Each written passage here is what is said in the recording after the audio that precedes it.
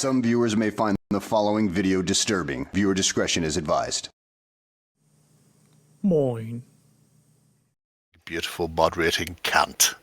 There's moderator Gerry. Hello, world. Gently. We've discovered. Chill. You walking about? I can swear the chat and use cunt. Any funny everybody person else can type it. If you want, type in cunt into the chat. I don't care. Yeah, do so now. Let us see if that. I don't know if I have to fucking. I can prove it because a few weeks ago when you weren't here, Jill and somebody else said, "Please remove the word cunt from your scrolly bit text." So see that.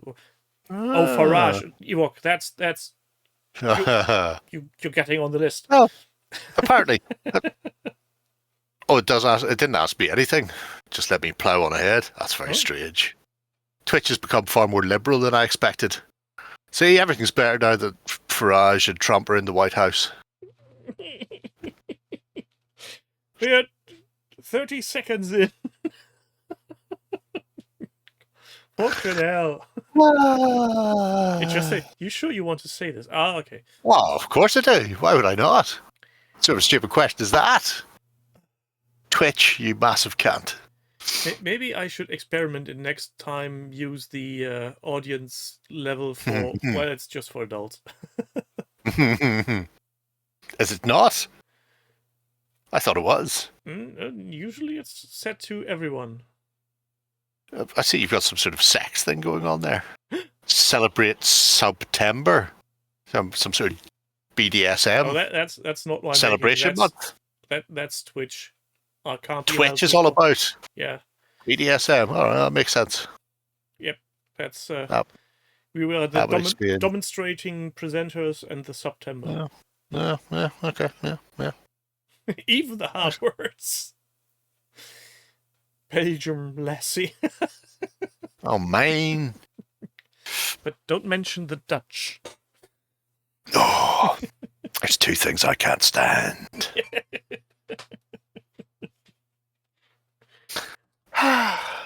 Dominating the Twitch. I don't think there are many dominating Twitchers around.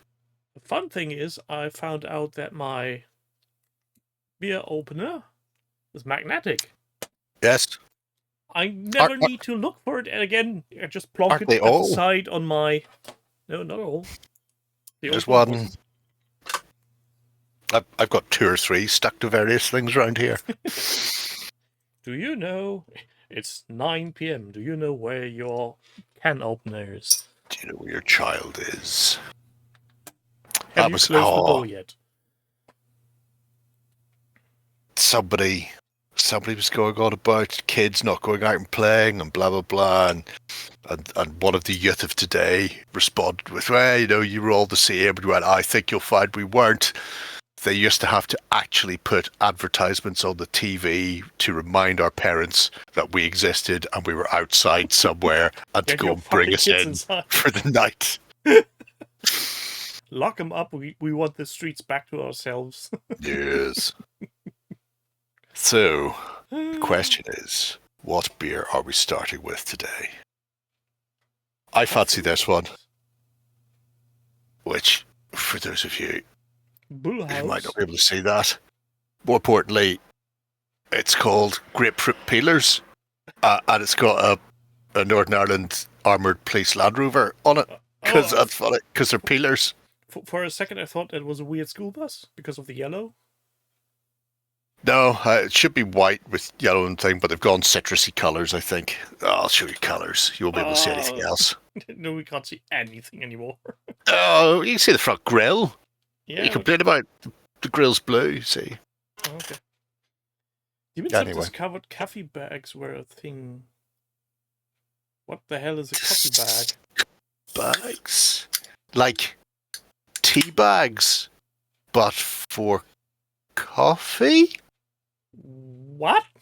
He said in a high questioning voice. Why? That's even worse than instant coffee. Or is he talking about the pads that go in the machines? That technically is a coffee bag. I don't think so. Like a tea bag, but with ground coffee in them. Weird. People are. I mean, it's a... What's the phrase? It's a solution looking for a problem.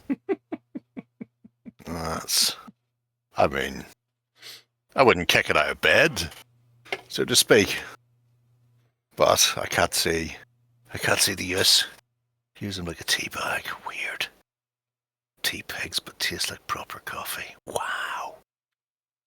Hello, Mr. Wonky Goblin. Welcome. 100%.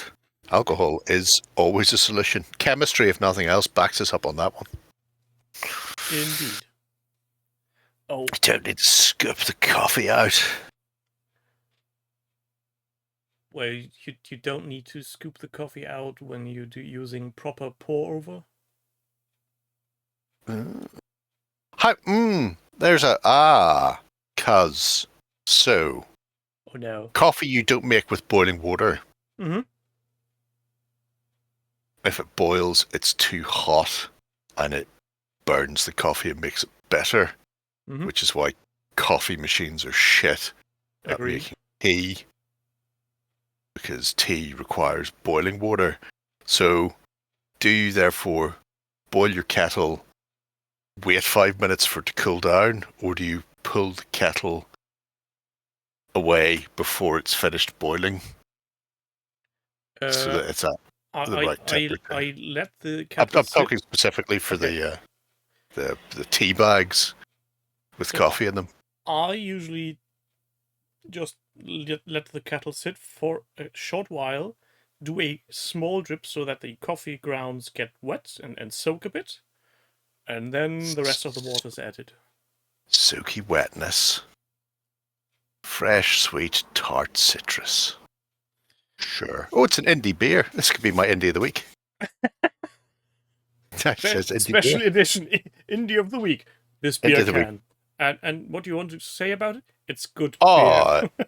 I imagine, because it's Bullhouse is the brewers. Are you an indie beer?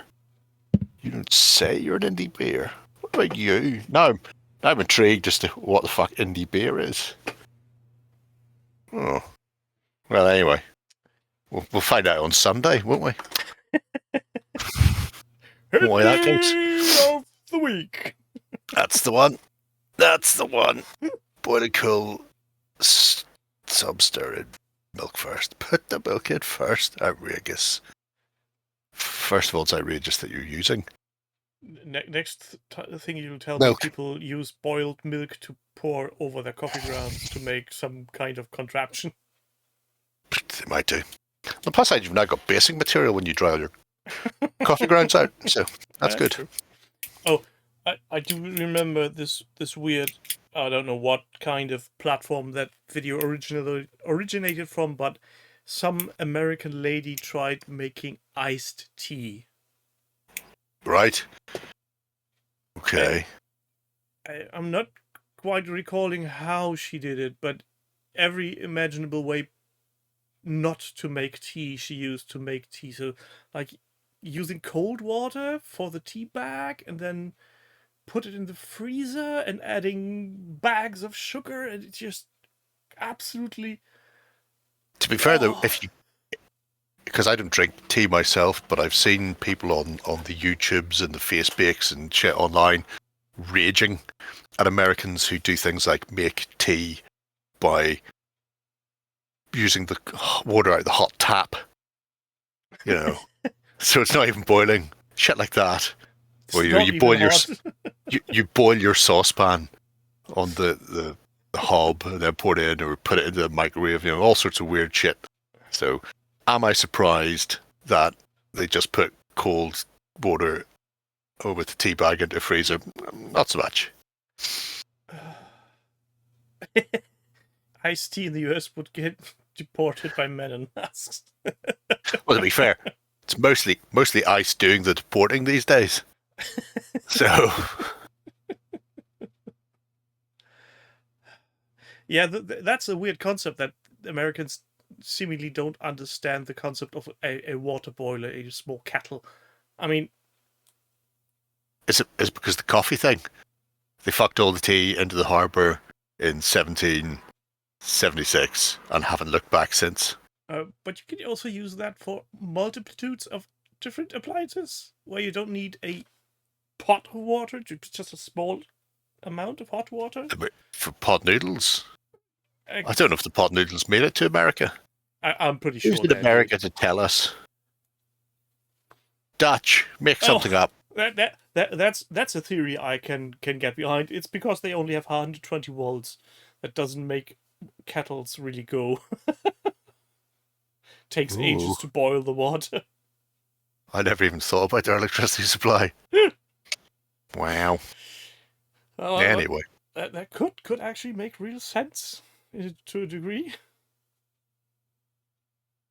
Just watch the video that even with US voltage, it'd be quicker and more energy efficient to use a kettle. Oh, there you go. See, that doesn't make sense. As long as you're only boiling the right amount of water. You know, I'm making a cup, therefore I boil a cup's worth of water. My mother has a tendency to fill the kettle halfway full, boil it, forget about it, go back, boil it again, have her cup of tea, pour that water out because it's been lying in the kettle, fill it up with cold water again, rinse and repeat. That's how that one goes. Yeah, the glorious. At least, if she doesn't put the electric kettle on the gas stove, I think everything's fine. Ooh. Is it tasty? It's fruity. I expected it to be sharp. I've had some grapefruit beers that were very sour. But this is quite... I'd almost say tame. It has the after, you know, when you're eating grapefruit breakfast and you have that little grapefruity taste afterwards. It's like that. But otherwise, I'm not overwhelmed by the grapefruitiness. So it's almost false advertising. I mean, no, it's grand. It's just, you know, it's like eyes wide shut. After a while, you require something a bit sharper on the palate. So, you're Texas bound, yeehaw. Pull for the weird things to investigate before I got there. Are you going to contact Crispin? He'll be in and around Texas somewhere. Just shout, Jesus. Just stand in the street. Just shout Crispin until he arrives. As assuming he hasn't been deported by ICE. It's all good. Speaking of Mexicans God. in America, why did nobody tell me Zorro was Irish? I didn't know. Is he? I discovered this today.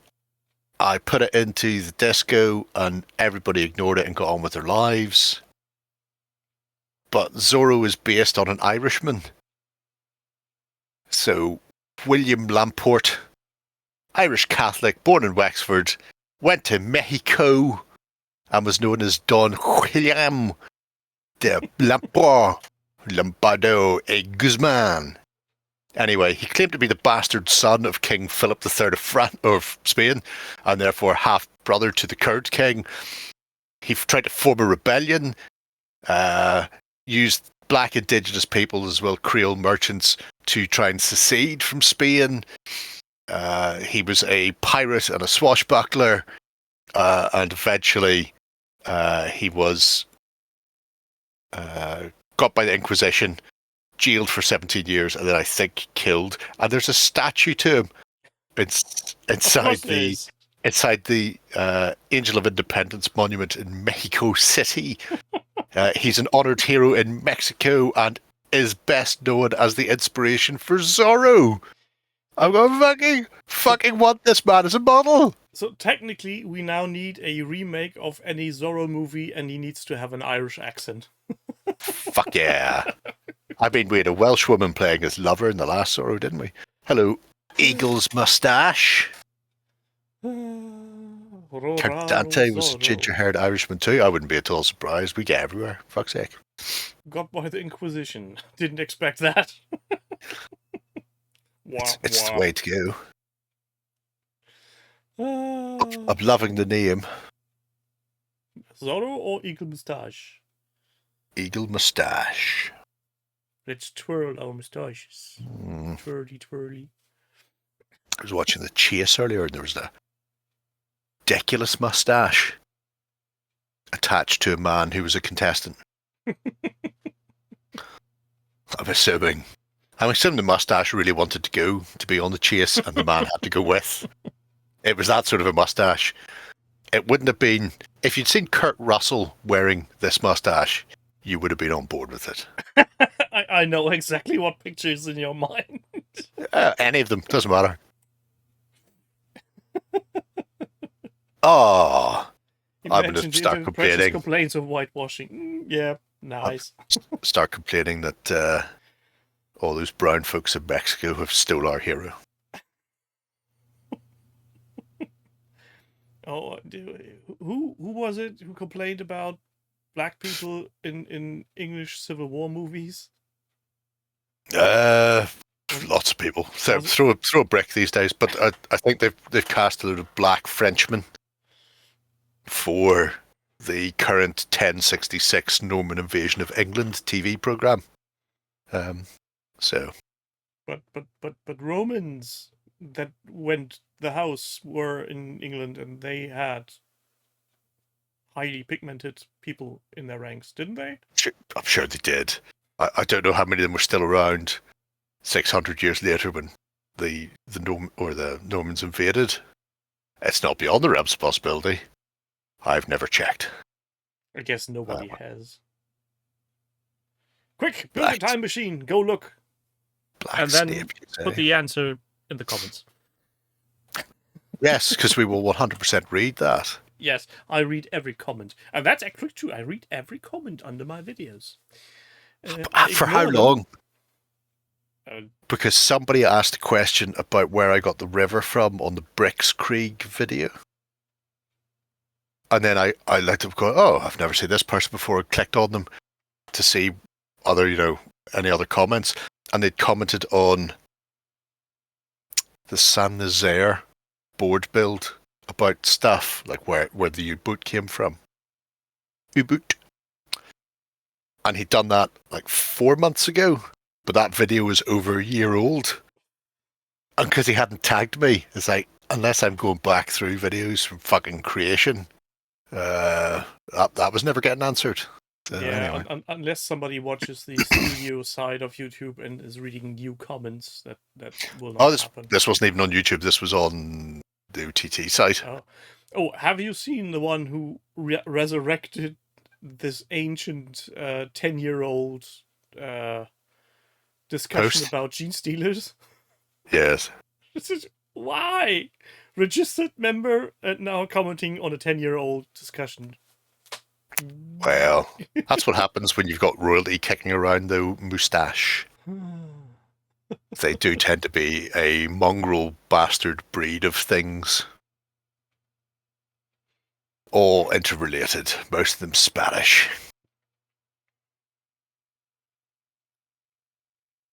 Was it whinging that it's like play school?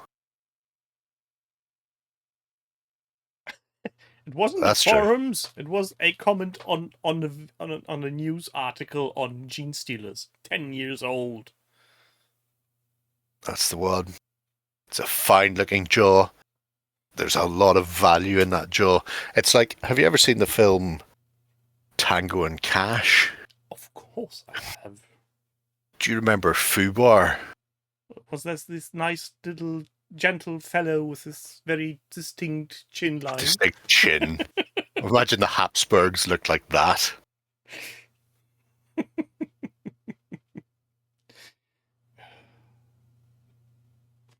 Oh, if it was on YouTube, I know my favourite religious nutbag is he back? Was on there, was complaining on that video, so it might have been him. To be brutally honest, because I did see that he'd posted a comment. It's like, I can't even be arsed reading that. Anyway. Speaking of being arsed, do we have prepared miniatures? I think they have. Sure, why not? Play School's fucking awesome, though, with Floella Benjamin. So that person can get fucked if he thinks. So, when the day wills, question Yes. by Nightbringer 24. Great film. I almost wondered if this was a project by Pete. Just because of the title screen. Yes. Well, in this case, they probably are Pete's bits and pieces, because he's basing the stuff off the plates. Went Today Well is the expanded first British Civil War rules, so the squad level platoon rather than squad level. Pardon me. So he's decided to use the plastiques from War Games Atlantic to kit bash and build on a budget, which is a clever thing to do, it has to be said. So there's not much in this one. There's a couple of projects like this, which are just on the cusp, just starting off. Now, this one did start off. That's a very harsh thing to say. Well, they're all members of the fascists. The BUF, British Union of Fascists. One of the factions in the British Civil War. Royalist generals. So if you're unaware, George the 6th? George the 8th? I can't remember whatever one it was. The one who abdicated after he married the American divorcee. In this alternate history, he doesn't abdicate. And then when fascism kicks off in Europe, there's a sort of a civil war brews in England. You've got communist parties, you've got the Union of Fascists who align themselves to the king, and then you've got the royalists who think that he should have fucked right off. So you get this sort of division there. There's love. Edward the 7th, or 6th, could be, certainly. They all look alike, English royalty. And they're all from the same breed, so... Yeah, that's true. Yeah, he was very bally with Hitler, as we learned from QI. No, Stephen Fry was talking about meeting somebody, like meeting Oswald Mosley's sister. She goes, "Oh, but of course you never met Hitler, did you?" It's like, no, oh, yeah, I remember I that never one. met Hitler. Yeah, so that was a fucking weird time. Yeah, I guess. The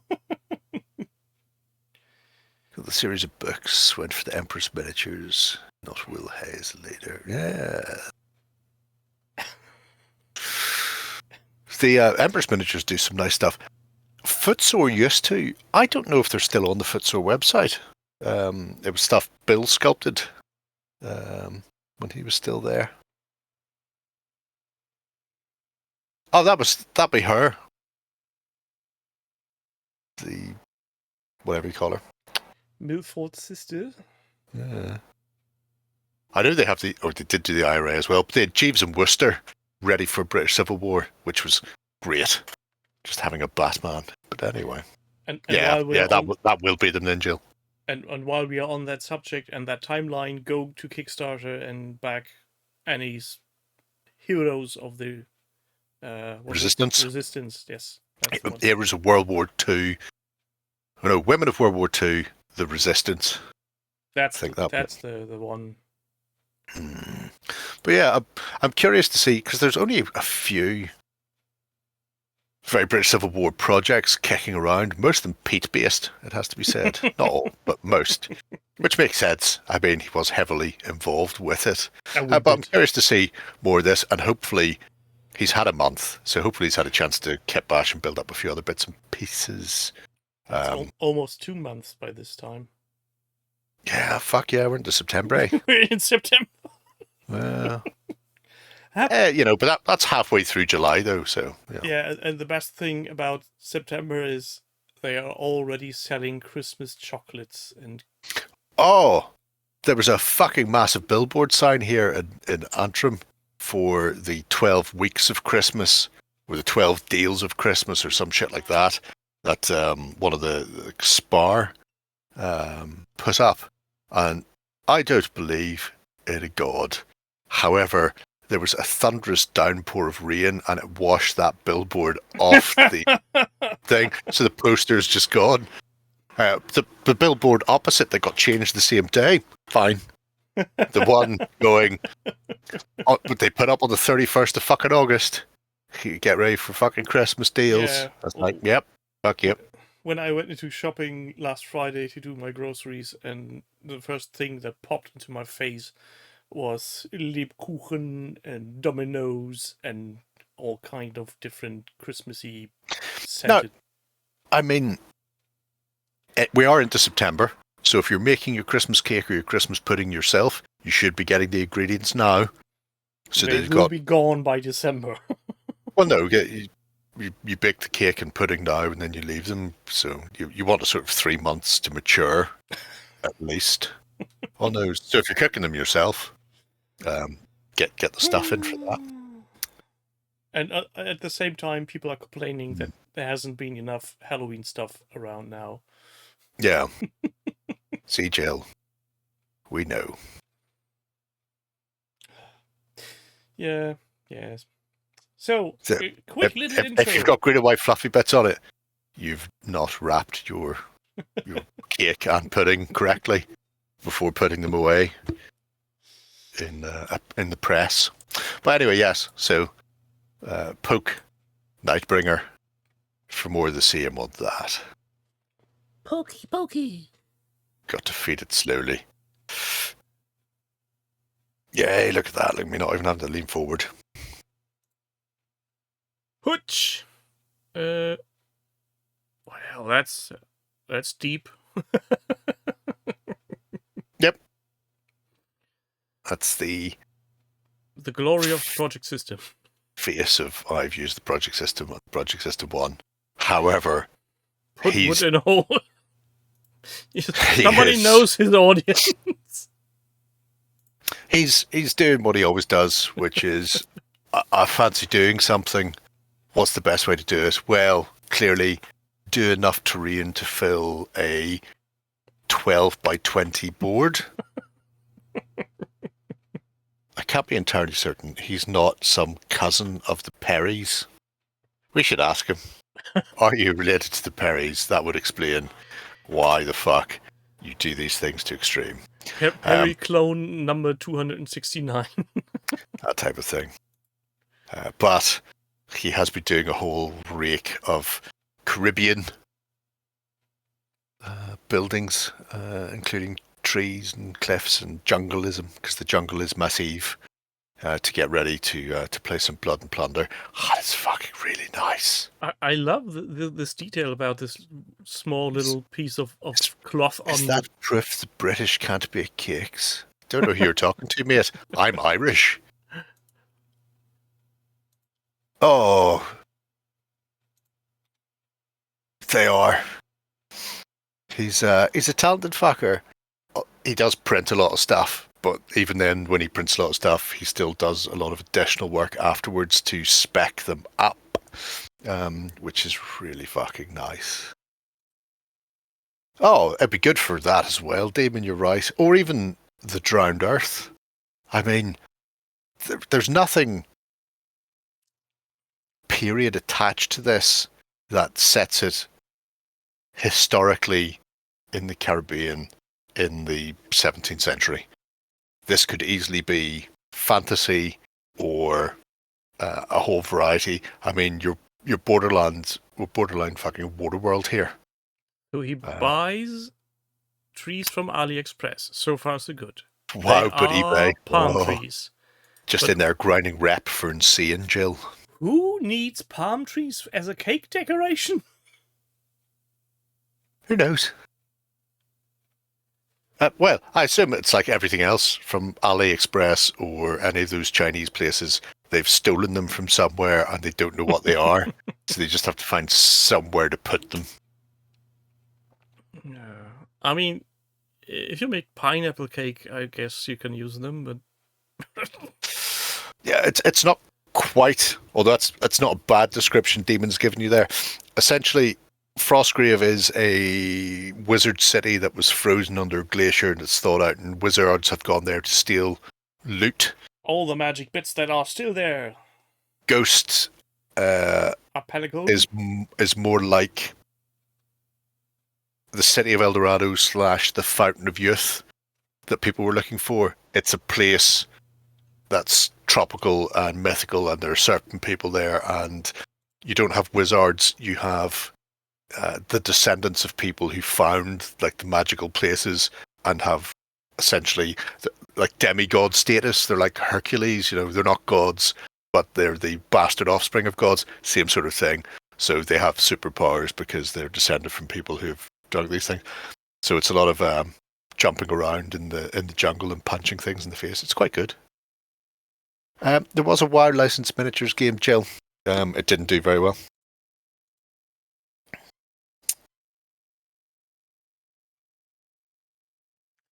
Yeah, That's them. He's producing a fuck ton of terrain, that's for sure. Yeah.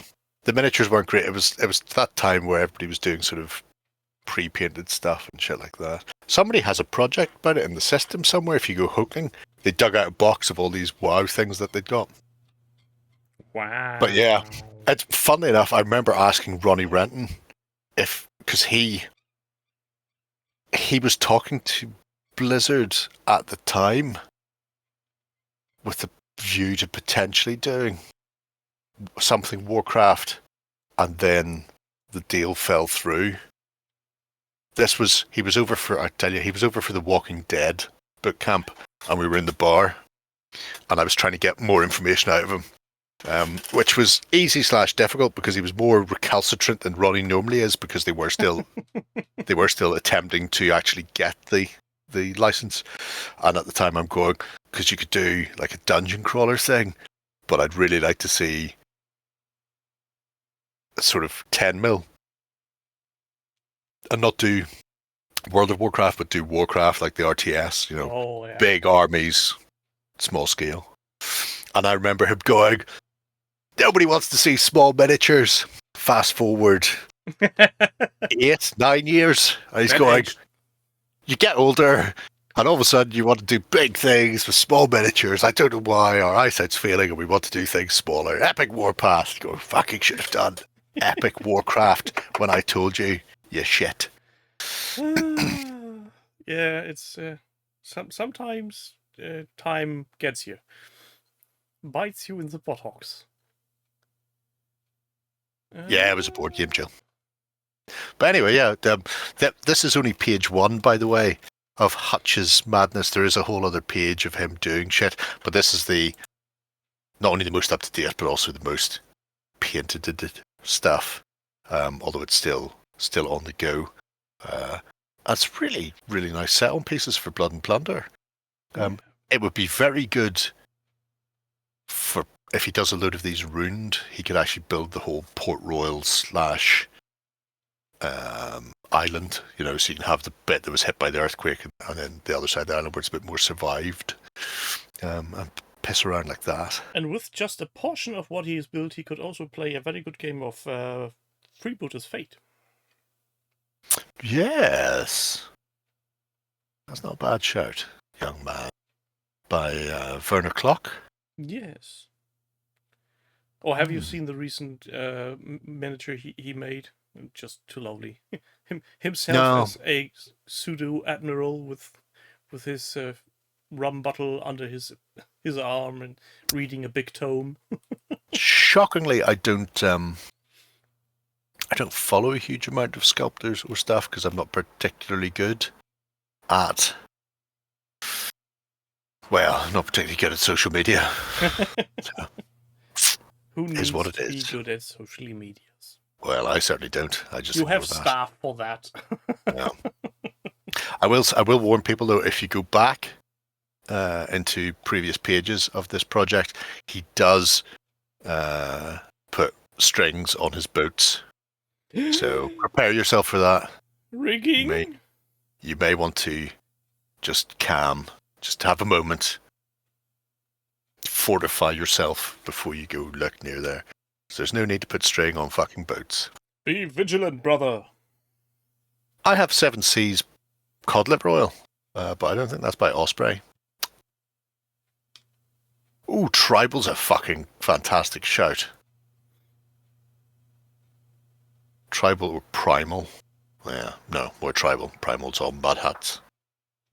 Yes. Yes. You into the ring and you put the kettle on. You can't make me. Back to the kettle.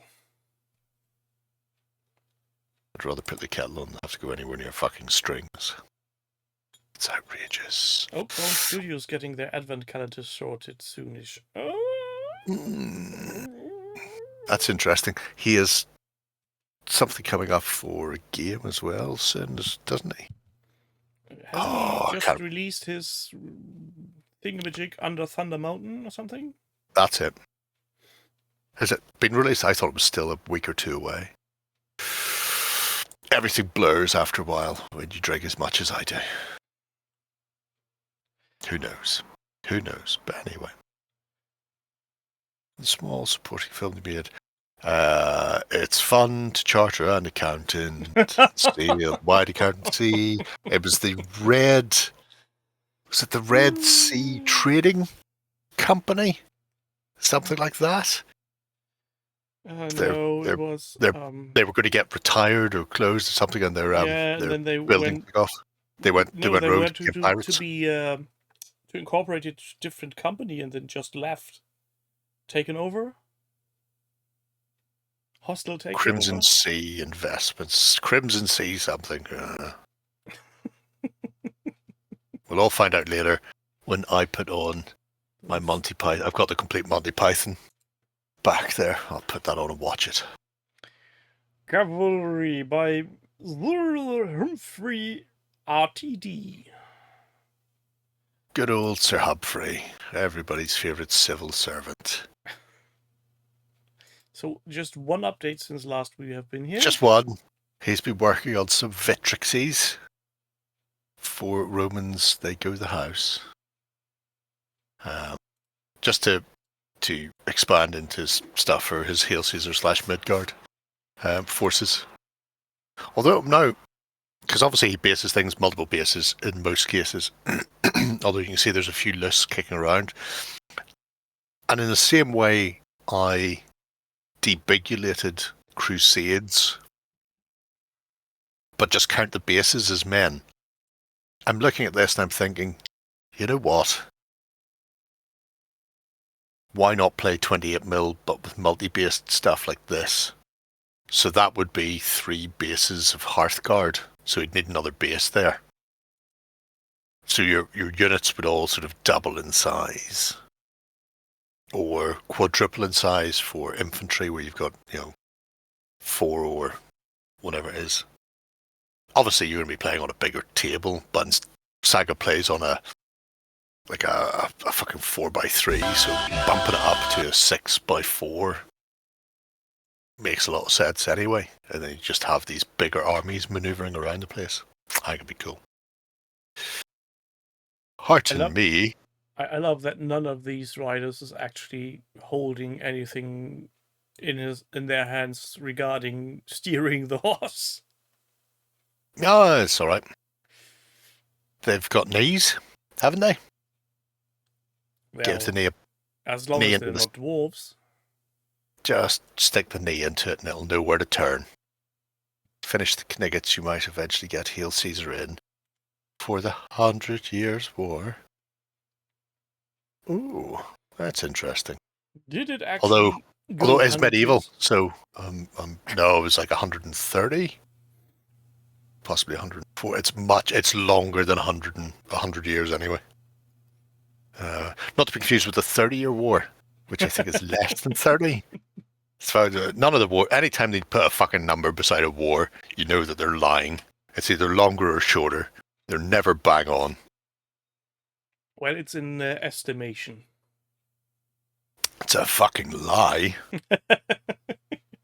Lies. What? Not that I'm doing any medieval, but I keep getting shit like this.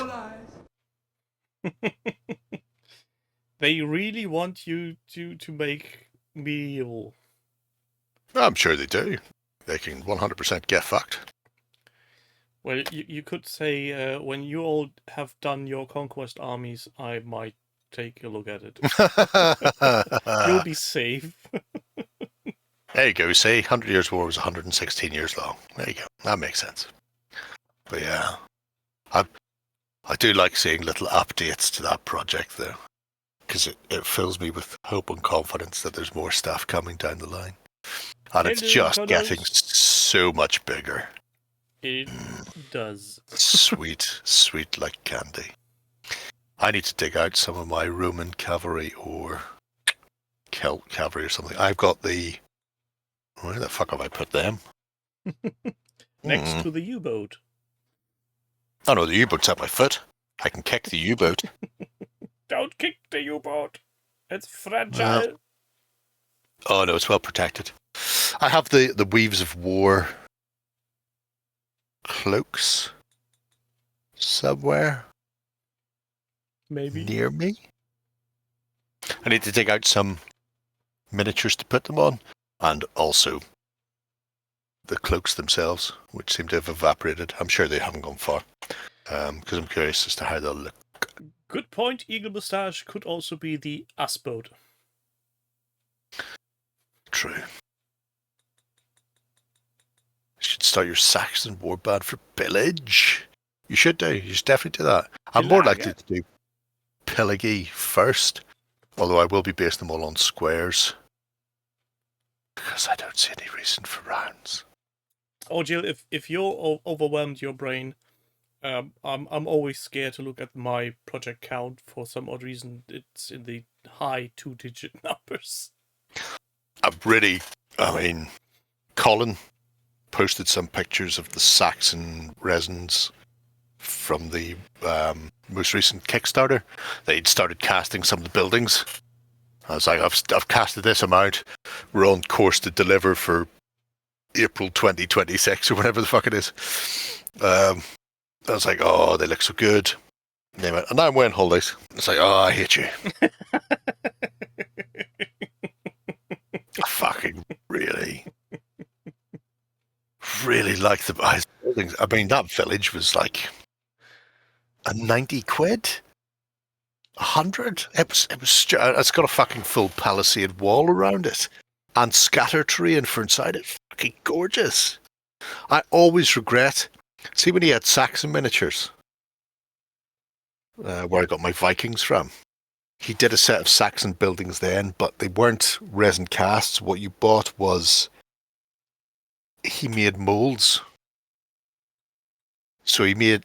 Essentially, you were buying a master mold off him. And he sold molds, and then you could cast as many as you wanted. And they were relatively expensive, but, you know, considering once you got it, you could use your own resin or use your own fucking Jessamite or whatever, and just start banging out dozens of these bastard things. I was like, fuck it, I should get those. And then I never got round to it. And then it was like, selling the thing to Walad.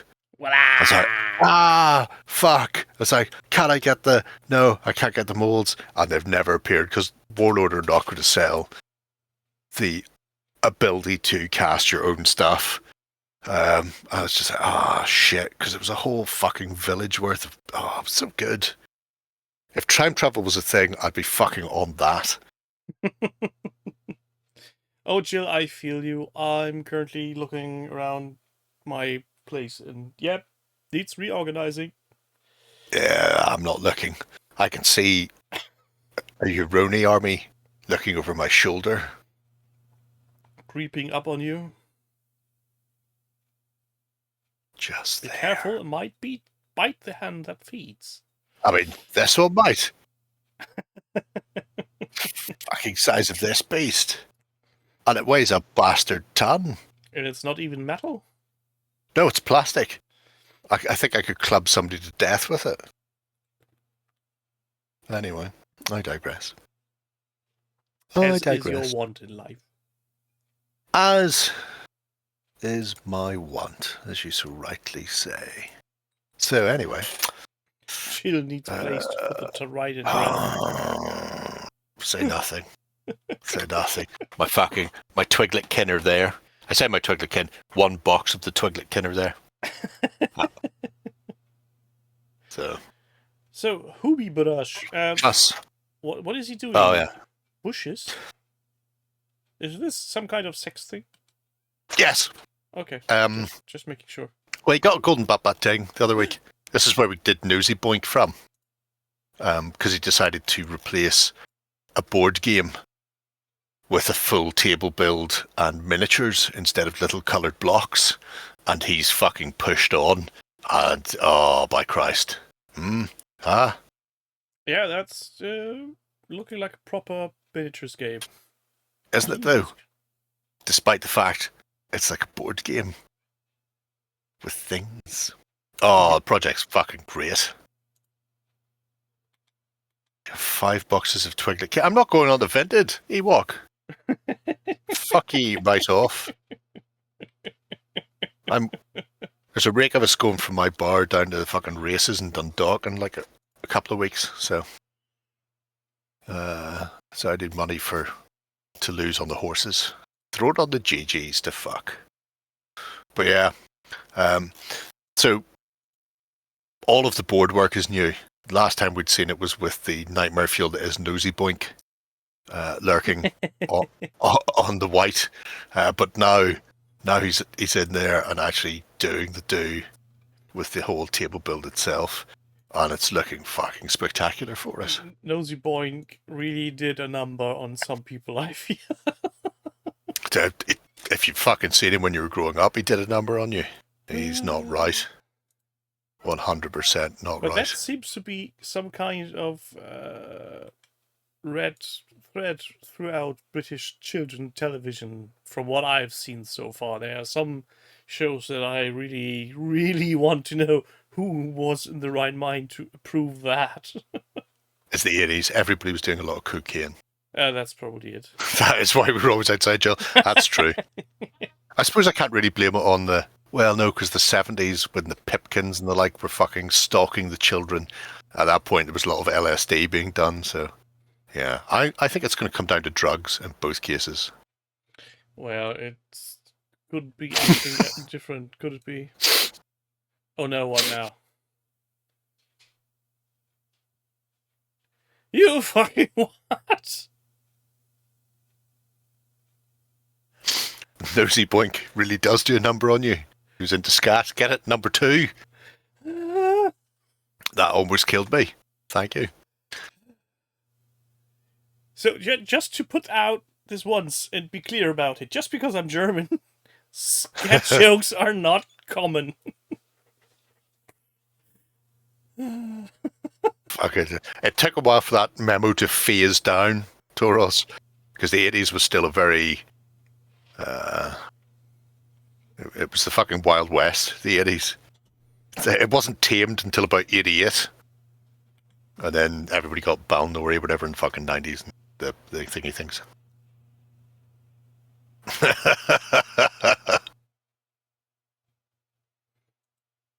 Yeah, and the show ended.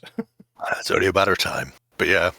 But apart from the work he's doing on this, it does show a couple of really interesting things for anybody who's attempting to build their own terrain or boards themselves. And one is, even though he's flocking, and this is something we used to do in GW when we were making new tables up, you're painting a base coat on, but you don't want to just go over it with Dulux dark green. Have your base coat, but then we used to sponge or stipple other colours on, so there's browns, and then put the flock over the top. So even when you've got a uniform layer of flock, the colour differences underneath sort of show through. Actually, we used to go a step further. If anybody ever did old school oil staining on vehicles, you would like it red, yellow, blue. You do the dots all over, and then you would blend all of that in, and it would give you very subtle tints and changes. We would do the same thing. So you would have your green, do your browns, and then we'd go in and have little spots of yellows and reds, and even sort of like not a cyan blue, but quite a bright blue. And then the green flock went over the top just to lift it and give you variations in tones and shades. So when did Games Workshop stop sending out cartons marked mail order? Those ones, I have no idea. I've got fucking tons of them. I assume they still send them out in those. I don't know. I think they were certainly there when I was there, so that's 2,000. I think they resort to plain white because they don't need to print extra cartons. Fair enough. They save themselves money on the print. There's only so much ink in the world. Yeah. Ink is expensive if you ever used an ink printer. I do, all the time, because I can't get anything printed in colour and work. So every time somebody sends us a fucking rule book, I have to print it out at home. When you got a prototype, so oh great, there's all my ink gone again. Why can't you print in colour at work? Because they don't have a colour printer at work that works. So it's black and white, which doesn't help if you're trying to read a rule book or print out tokens and stuff. If it's not printer friendly, fuckwits. Printer friendly. Do printer. You see now why I rant about printer friendly? Yes. It's because it's me. It's and my it's little not cannon. Just because you save a lot of print. If you really want to have something to read, a black and white print is way better than any colorful stuff. Just use a 3D printer. Fucking outrageous. But imagine we're at the stage where the replicator thing from Star Trek actually works, and printing a rulebook is literally replicating a rulebook. And you know what, Taurus? In many respects, I've never gone beyond that. Everything I've learned about work, I learned from Wendy Miller. That was the noise the windmill made. Yeah, and some of them. Who knows? Jail they might. They've not been turned on in so long. I think they're all in warrens. Someday we may find out. Oh, God. I don't care. I don't pay attention. Oh, no, he's into another one. At least it's not the brown lemonade. What makes you think that? Dun, dun, dun, dun, dun, dun, dun, dun, dun. No, local supermarkets still not supplying wankers. Still being in talks with the manufacturer about pricing. Oh, yeah, I see Warren and Lloyd pretty much most weeks. I always get anxious with the windmill passing in front of the door. It's really simple, though. It's a massive seal. You don't go through when it's about to go through. It's wait for it to go past and then run in. Or don't. Just wait until the. To be fair, comes. I was always more anxious about quicksand. And having grown up, quicksand's a lot less of a problem than I thought it was going to be. But every week, some fucker being quicksand. Zorro, quicksand. Lone Ranger and Tonto, quicksand. The Rocketeer, quicksand. Probably Lassie, never watched Lassie. Flipper, obviously never quicksand. No, never quicksands for Flipper. Sharks. Fury, quicksand. But yeah, it's just quicksand everywhere. Cruel quicksand.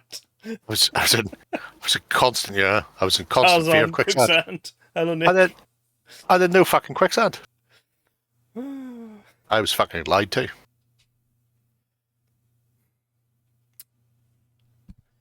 Whoop. Just on TV. Stay away from Castle Rock. I do stay away from Castle Rock, Dave. That's just different. This is only here because it amuses me.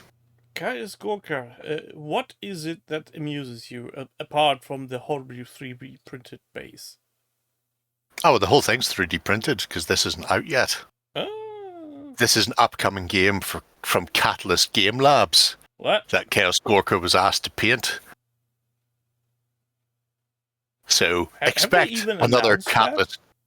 They announced it, which is why he's allowed to post it. They announced it at Gen Con and showed off some of the things. So since this has been announced, expect to see some more figures. It's some sort of Magic Future Spartan. If you say so. He's got that Magic Future Spartan look to him, which leads me to believe that cloak should be red. You can't have everything. But I'm curious now, is this going to be like my Fabled Realms stuff from Foreground? Is he going to be holding on to a bunch of figures that never see the light of day and nobody else can get? Because Catalyst Games Lab shit the bed. In a cool mini or not styly.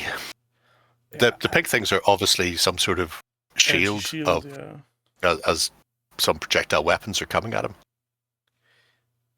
Have you tried to watch any of the interviews Catalyst Game Lab have released at Gen Con? No, I heard the first one was a shit show and couldn't be arsed with any of the others. Yeah, I'm not sure how they managed. Nice. But there's audio issues all over the place. Even if there's audio, it's so bad. It's so bad. It's unbelievably bad. It's just the last one they put out was an interview with Modifius. And I tried to watch it because I was interested in the subject, and about 30 seconds in, I said, nope, I can't understand any of what you're saying. You sound like a 1990s smartphone. Also mobile phone. There were no smartphones in the 1990s. It's just... Oh, why is she getting paid money for that? Who knows? Maybe she has compromising pictures of somebody high up. I mean, there was... Chris was there, so head of Modifius, and who else was there? No, Jill.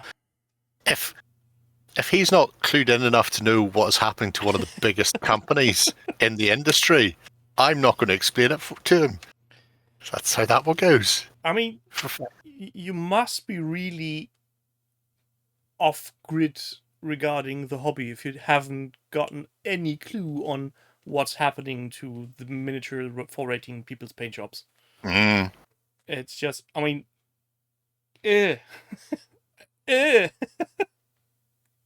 Don't you start by fucking Vinted either, Steve?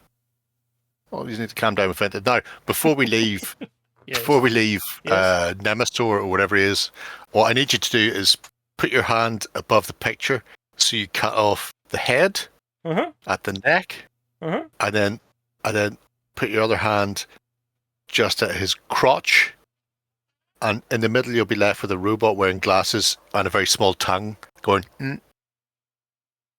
He's got a little nose, little glasses, and his little tongue goes,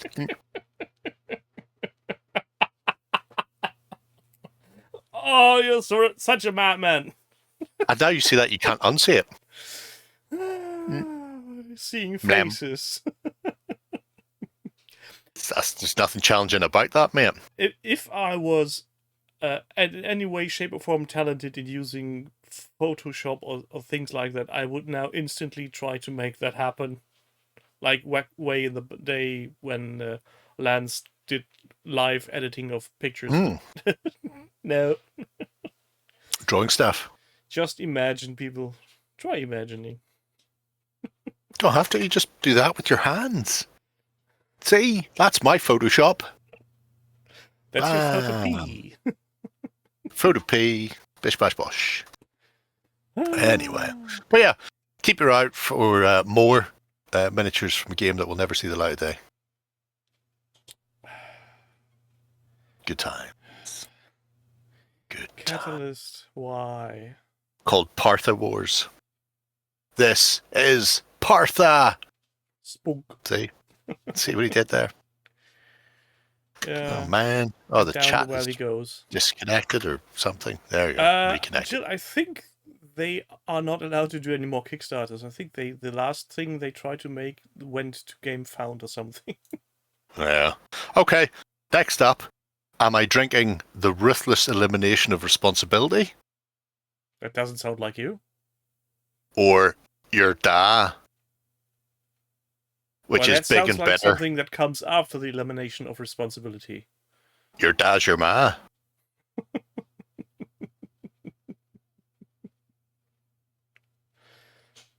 Throw a dice or a coin.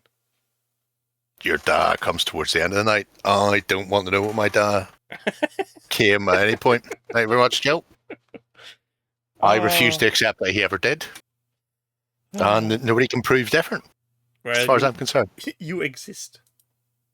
GameFound only became because Catalyst couldn't find Game Lost. And is that not Indiegogo? Does Indiegogo still exist? Has anybody done a welfare check on Indiegogo recently? Indiegogo has been merged with GameFound. Really? Wow. If I'm recalling correctly. Okay, then the ruthless elimination of responsibility it is. Jill says as do they got bought by GameFound, which was a quite interesting thing because if I remember correctly, Indiegogo had a way larger user base in regards to GameFound, but obviously GameFound had more monies. Oh, and Backer Kid. Okay, that's the next step then. Yeah. So Bob. Anzacs and the return of them. If people have not been keeping up on Bob, the long form version of Kate, Bob has retired officially as of Friday last week. So now he's got time on his hands. He's got time on his hands. He's working away. Projects will be coming thick and fast. Battle reports as well, for I have demanded it. That's how that goes. And in this case, this is going to be some sort of mad dog shit based around Skull Island. Yeah. So if you want to set some Anzacs up against giant creatures using Black Sun, which is exactly what you imagine it to be. It's the important thing to remember is never get out of the boat. We all learned that. We all learned that in NAM a long time ago. Never get out of the boat. We need a bigger boat. I'd prefer a smaller boat and one with a quieter motor that doesn't attract anything. In fact, if we could row or use wind, that would be good. So you want to go surfing? This is no, I'm not. Nothing would convince me to fucking get on a small bit of wood between me and the water. That's not even wood anymore. Keep up. Stay in the. Well, it would be for Vietnam. Polystyrene or something. I wouldn't be making them out of polystyrene name.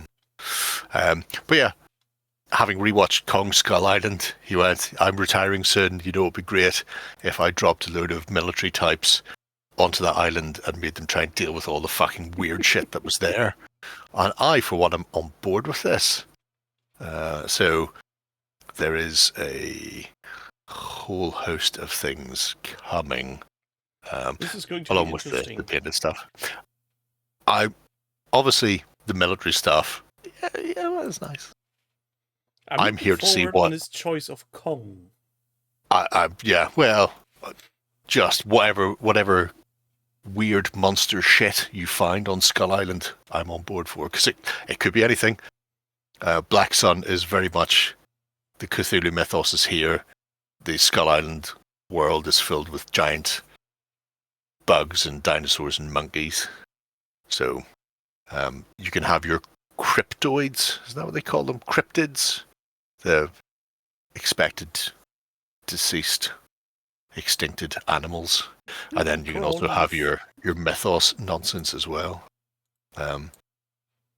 But an interesting set. Anzacs up against Arvin, while at the same time having to deal with some sort of, Cthulhuoid monster ripping at their face. I'm now imagining a giant King Kong, but with a face like what's his face from Pirates of the Caribbean here now, that tentacly thing, John.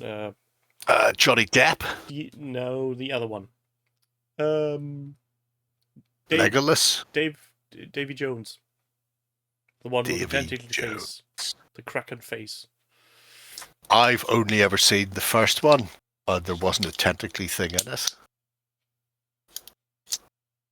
Don't think. Was there? No, you're right. That's the second one. Yeah, you're right. The first one was the spooky skeleton pirates. The with Shiny McShine was the ghost in it. That was his name. He plays a piano and jumps up and down naked on a trampoline. And in doing so, will teach the new king how not to stutter.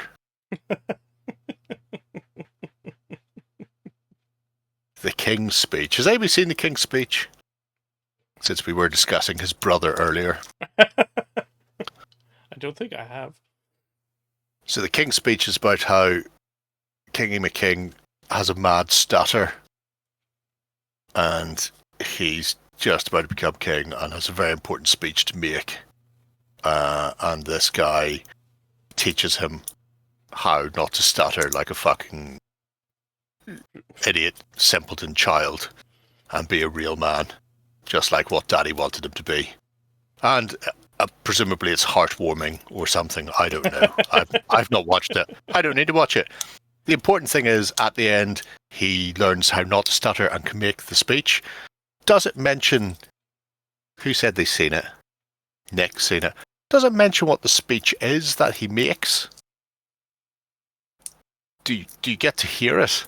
Or did they just go, congratulations, well done, Shiny McShine. The king no longer stutters like a fuckwit? Because the speech in question is the declaration of war for the First World War. So the big, he stutters like a moron, he's an imbecile, he can't be seen in public, we'll have to hide this king away. To, he's made a speech, what a terrific man. And that speech is, we're going to war, I'm going to watch 1 million of you people die for me and my family's fallout, because our cousins don't like each other anymore. Oh, you do hear the speech? Good. And everybody's cheering. It's a great speech he's made. Well done. Well done on that speech. So it's good. It's good to know. Nothing says heartwarming film like the death of millions and modern warfare. Yes. There have sacrifices to be made, but it's a risk I'm willing to take. Bosh. I know. I missed the button. There's the button. Press. You missed the button. K-Bob! K-Bob is doing halflings in green? Like that. Although I think they prefer to be called Americans. Well, the picture screams halfling. Does it? To me it does. They're very short. I mean, they're kneeling down. That's easy for you to say. Some of them are sitting. Nah. They're just short. They're halflings. They're just far away. Could be that as well. Far away in regards to time and space. Space. The Stumpy Squad.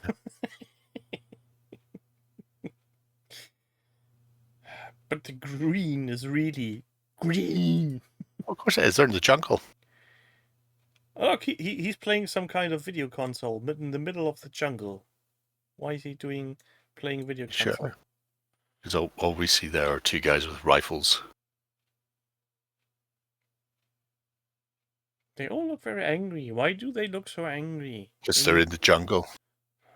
Some of those people probably don't want to be there. But conscription is the thing. Okay. Mortar between your legs doesn't seem sensible. Yeah, I guess that's... Is there a border between my legs, or are you just there? Happy to see me. And they're all pointing in different directions. How is anybody doing anything?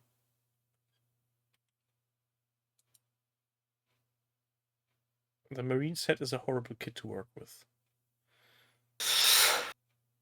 I'm assuming they are still Walad resin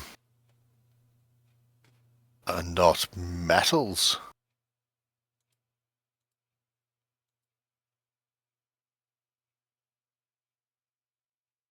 Mind the recoil. Warlord Oh, plastics.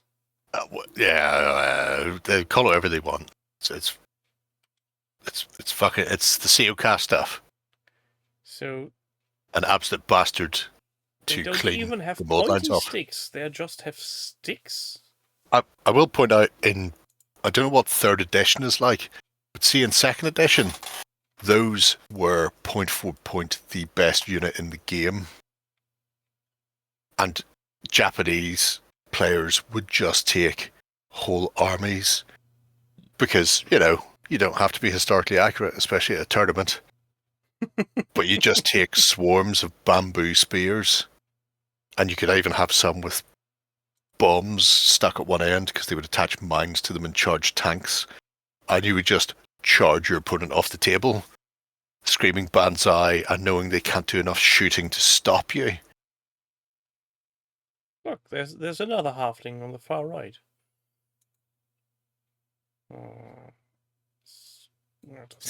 Halfling. He's in the jungle. Can you not see the jungle behind him? Creeping up like Yog Sothoth.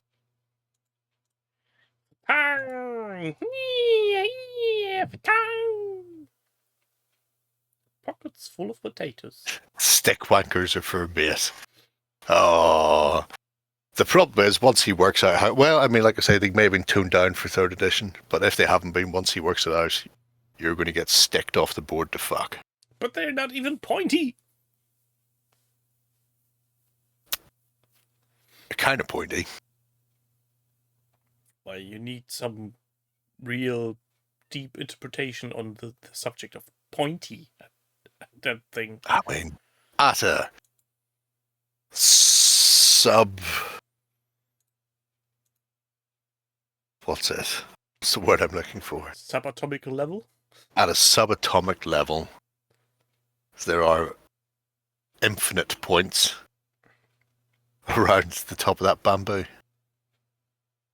Army painter sprays, I have some of those, and I still have them, even though I pre-ordered them when they first started doing them, to see what they were like, because they were the only company doing military shades, and I don't know if they've got any better, but here's an example of how they sprayed for me.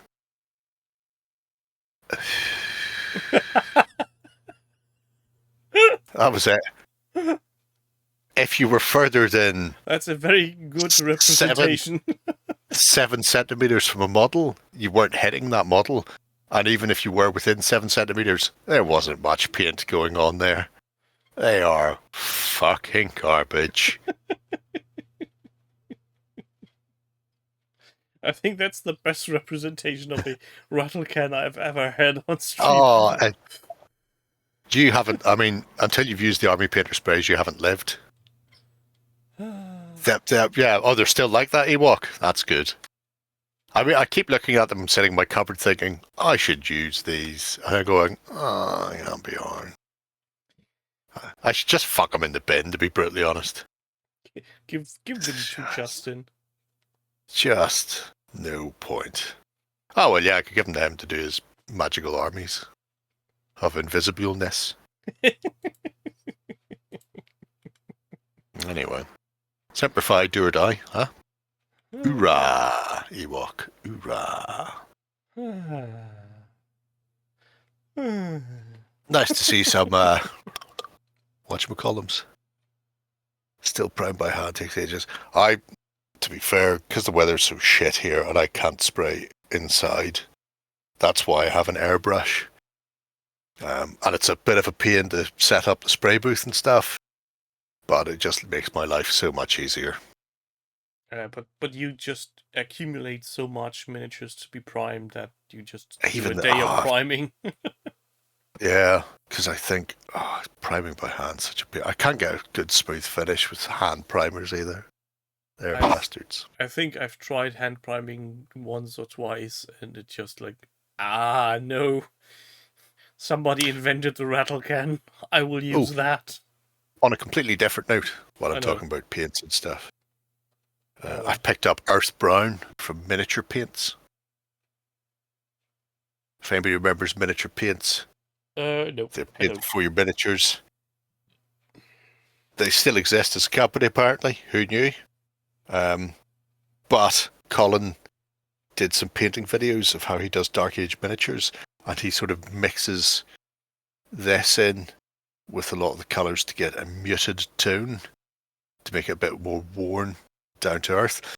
But the best thing about it for me is it's a bit darker, but it's very close to my favorite primer, which is ITF Sand Grey from Vallejo, which, while being a fantastic primer, I've been banging on about actually getting a fucking acrylic paint to just paint with, and this is fucking it. So it's like a warm brown grey. So I got 2 of them because fuck knows if this place is still going to be around. I got them for like Bristol Wargaming Centre or something like that. I was like, who the fuck are you? You sell miniature paints? Well, then I shall get them off you because no other cunt seems to do these. Bristol Independent Gaming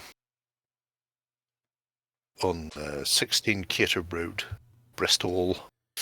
Now, Ewok Barbie, don't go there. Oh, yeah. Oh, fucking Israelis.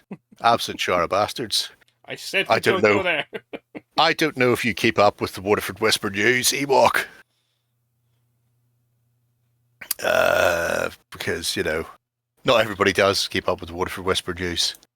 But they had a great headline today, which was, it's unclear if leading experts in genocide know enough about genocide to back up their claim Israel is committing genocide, is the headline. What? Huh? It's unclear if leading experts in genocide know enough about genocide to back up their claim that Israel is committing genocide. The expert on a thing apparently isn't expert on a thing, so he can't say it's a thing. Well, not expert enough. How far up your own arse can you be? Oh, you'd have to ask Benjamin Netanyahu that, I think. Miniatures! I want miniatures. I want shiny, poppy, bright, lovely miniatures. You want miniatures? You want us to stop talking about the genocide being conducted by the Israelis in Gaza? But surely Twitch won't ban you for that, will they?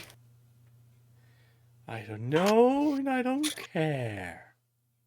Just checking. I've got other outlets, if possible. If needed.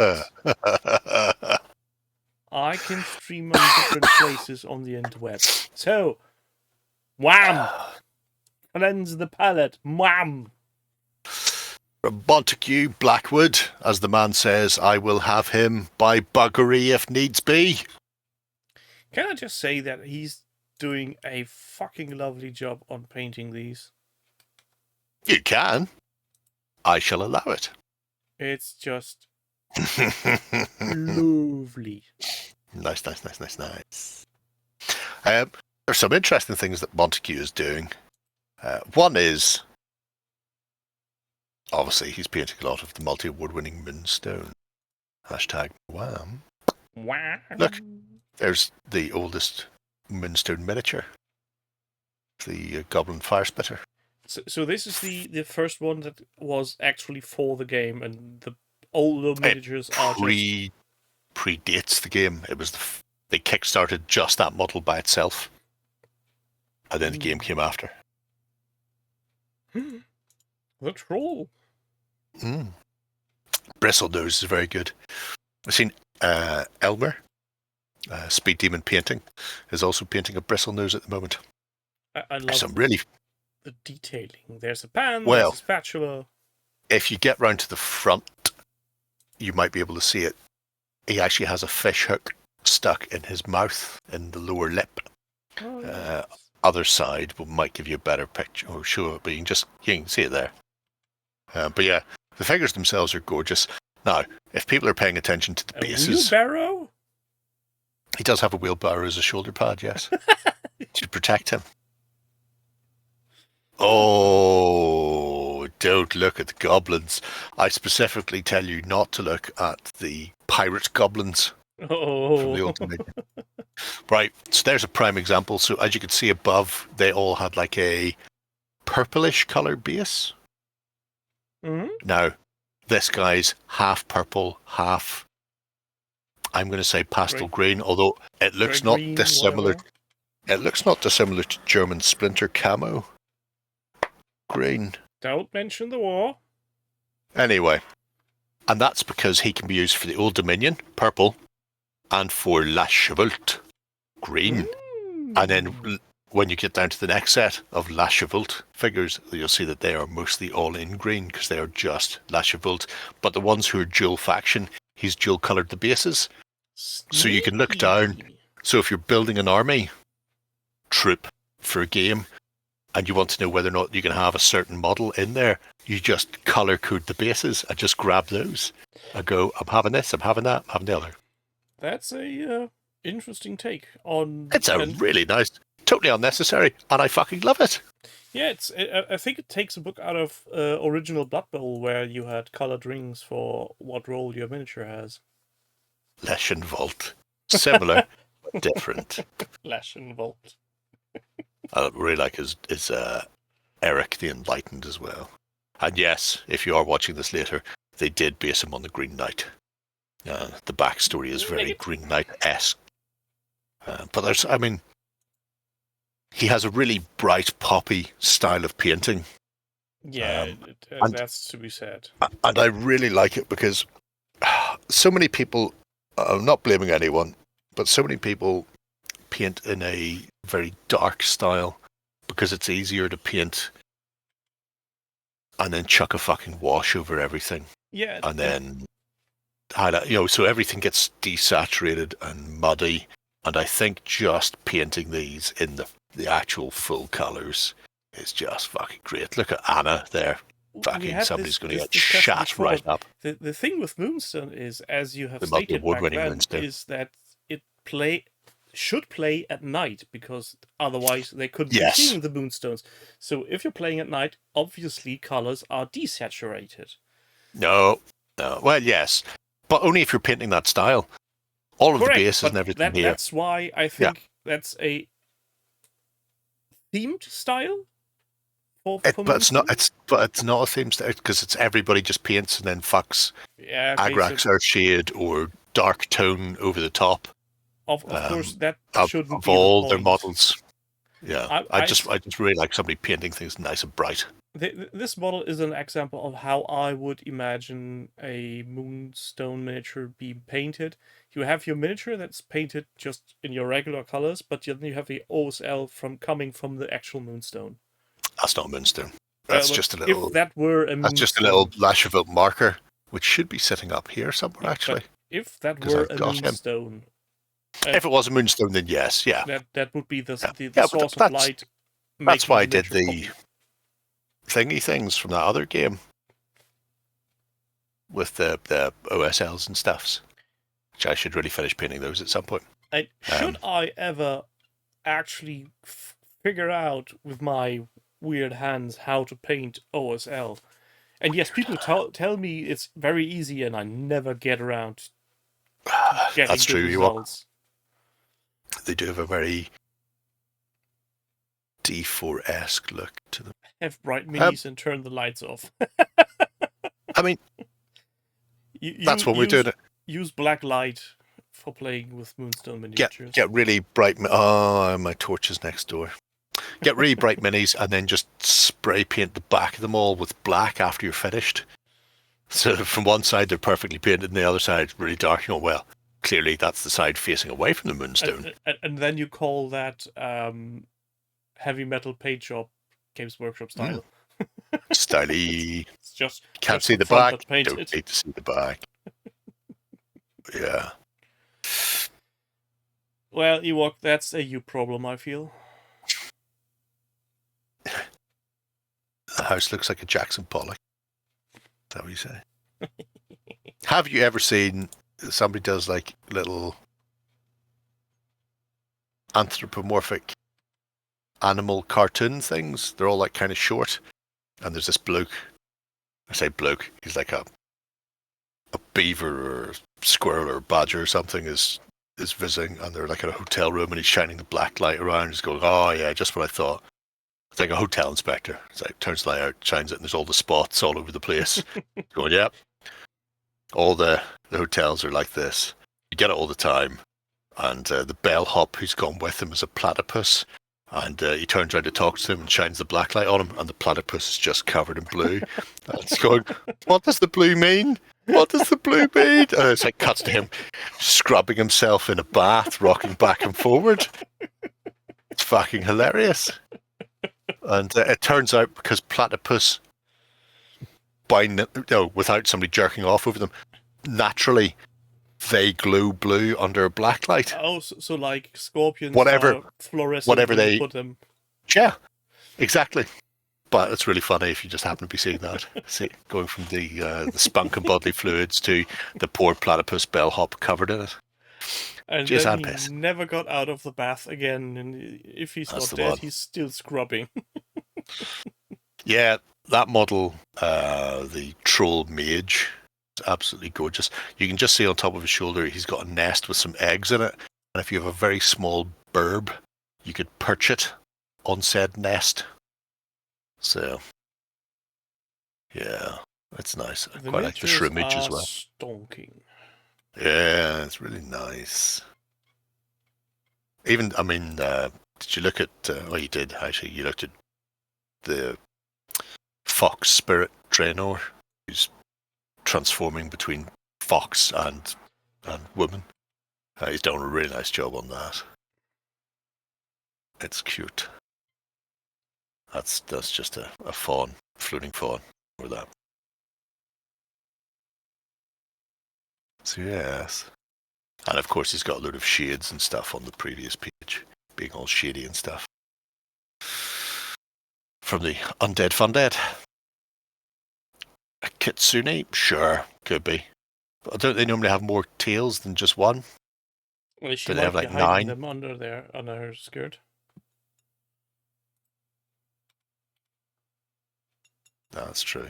I'm not checking. You can't make. Dear makers of Moonstone, bracket, wham, bracket, does she have more than one tail? Yours No. truly. Who knows? I thought they were like 9-tailed cat people who ruined QCon. I thought that was the kitsune. Anyway. Cat of nine Anyway. tails? I think that's something different. It's very different. But yeah, some really nice stuff there. And definitely worth having a look at the first page, if you like those, to see the fucking madness that is the undead. Because they just look absolutely stonking. But The best don't ordinary come goblins don't. complaining Oh, if sweet. you compelled to buy any wham. I don't understand what any of those words mean, Ewok. I have a fair idea what is. Do they play it as well, or are they just stocking it? Do they have a table monkey? We should get some games in. I'm pretty sure no store within my reach has wham stocked. Yeah, it's quite difficult.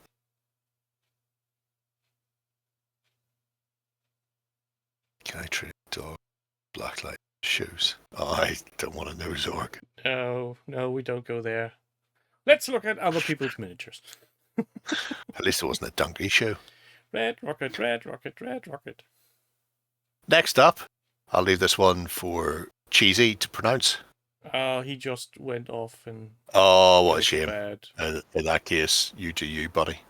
Okay. Are Because people he's getting a Dutch. link?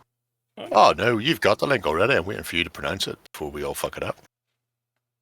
Well, but you need to put in the project link. A Song of Ice and Fire by... You have the project links. Why do I need to give it? Go on, pronounce it. Puntje. Think so? Puntje. But he's Dutch. Yep. Surely that should be a at the end. No. Like a cat trying to remove a hairball. No, that's the G. What you're thinking about is the G. Goedenavond. Anyway. Lekker meisje. That's the only thing I know. He's a thoroughly nice fellow. Actually, I met him at the Infinity Book Camp 1,000,000 years ago. In the before times. No, it was like the second book camp. Beast of War ran, I think. Something like that. So, Oh, it Nick, has been. Don't come talking about language. It's fucking great. Oh, Nick, you'll love this. So in the House of Water, #BestHouse, one night, I decided we'd do like a cinema thing and put on Kneecap.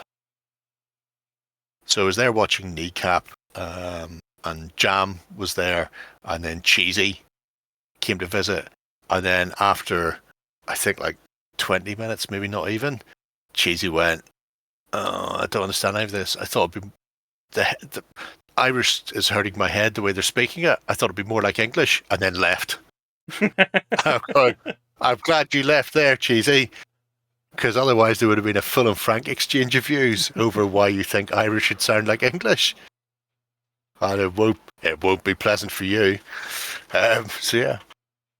Why would you think that English sounds like Irish or the other way around? Well, this was the conversation I was starting before he fled into the night.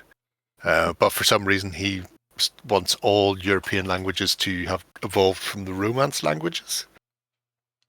And Celtic, so Breton, Gaelic, and Scots Gaelic, don't, by any stretch of the imagination. Welsh, Finnish, and Hungarian don't. All of those languages are fucking random sin. But he couldn't get his head around the disparity of language.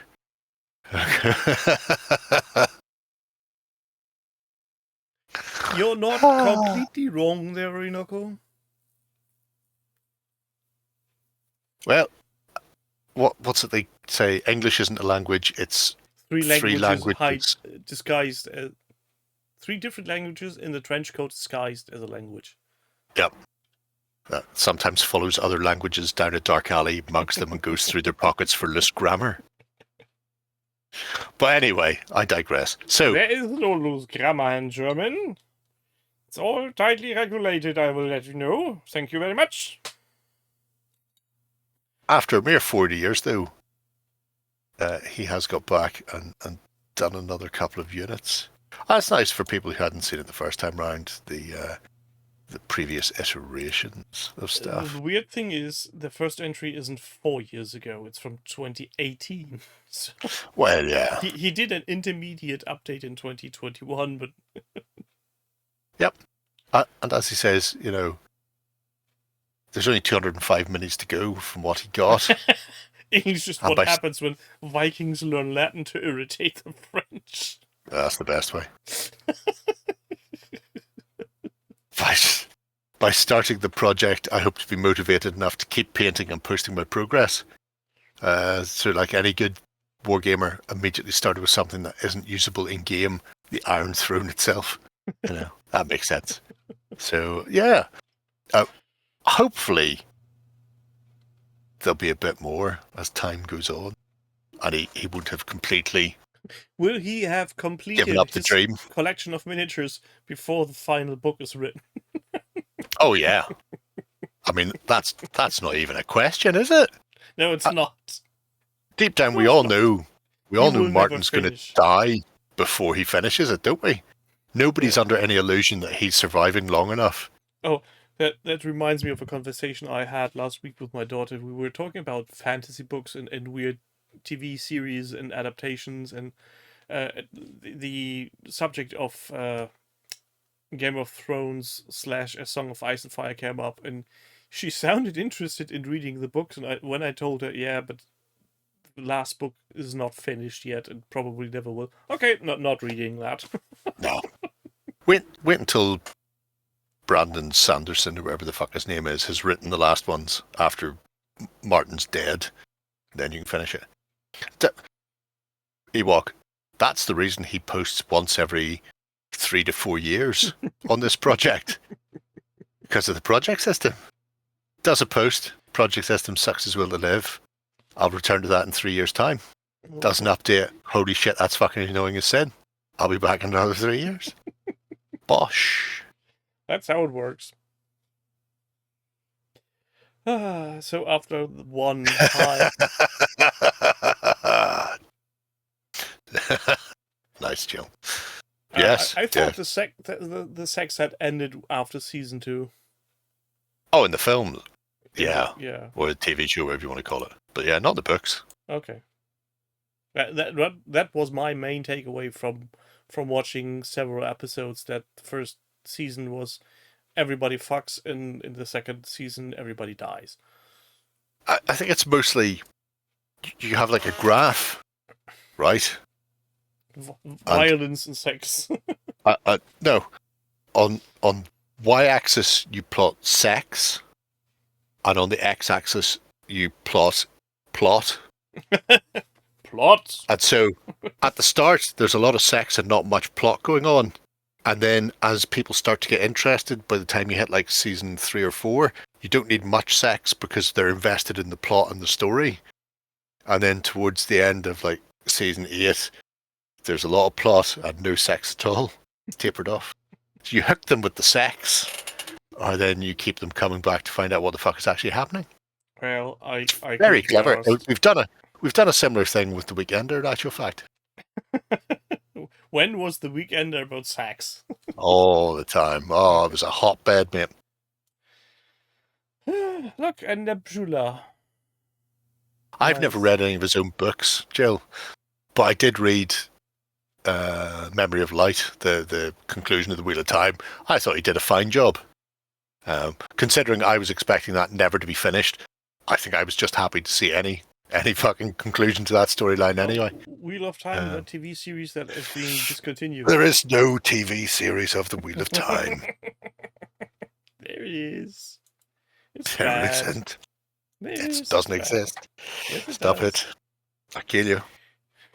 It doesn't exist.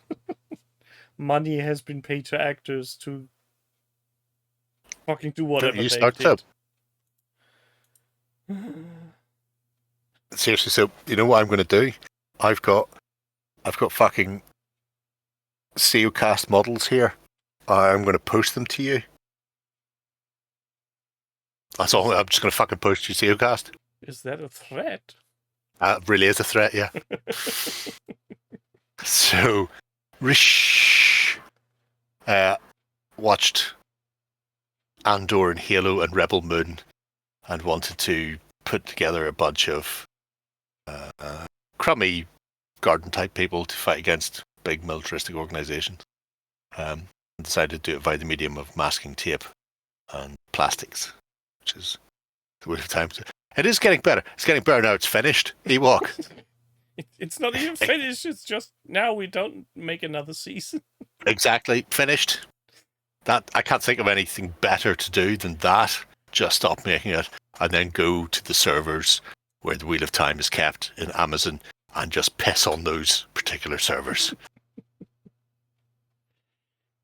Starlight. I don't know what you mean, but thank you. But yeah, Grumpy old curmudgeon. like a Cornish curmudgeon. Like the Cornish playwright, Patrick Barber.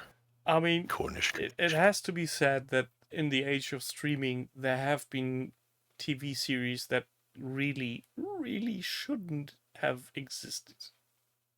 Oh, that one in particular. It's absolute horseshit. Because of the hubcaps. And I'm not stealing them, they're mine. It's in the name. Tim's Wheels. Wheels for Tim. Timmy! Timmy. But I quite like the eclectic mix of Metaphors. I was watching something earlier, Ewok. It was Harry Enfield's explanation of BBC Two. A gun explaining public television? Yeah. Okay. It's an hour long. It's him and White House. Essentially, an hour long comedy documentary about how BBC Two was created and sort of major things they did throughout the decades to celebrate the birthday of BBC Two or the anniversary, whatever it was. And they hit a bit where they're talking about Boys in the Black stuff and things like that. And In Thatcher's Britain, you're fucked if you don't have a... It doesn't say fucked. But in Thatcher's Britain, you're nowhere if you don't have a catchphrase. And then Yosser comes up and gets into a fight with him, and he goes, "Hey, calm down. Calm down. Calm down, calm down, calm down. Hey, calm down." And they all start doing the Scouser calm down bit. I'm going, that is fucking great, because I've not seen that in forever. Oh. That makes sense to people, Tim, don't worry. Yeah, I'm just hoping it does, because my brain can't brain now. You would have to have seen the Scousers from Harry Enfield and Chums in the, I'm going to say, late 80s, early 90s. They all, no, it must be in the early 90s because they're on shell suits. Since you now just reminded me of something I watched earlier, we all know how much you love the phrase that is depicting a certain style of painting. Speaking of...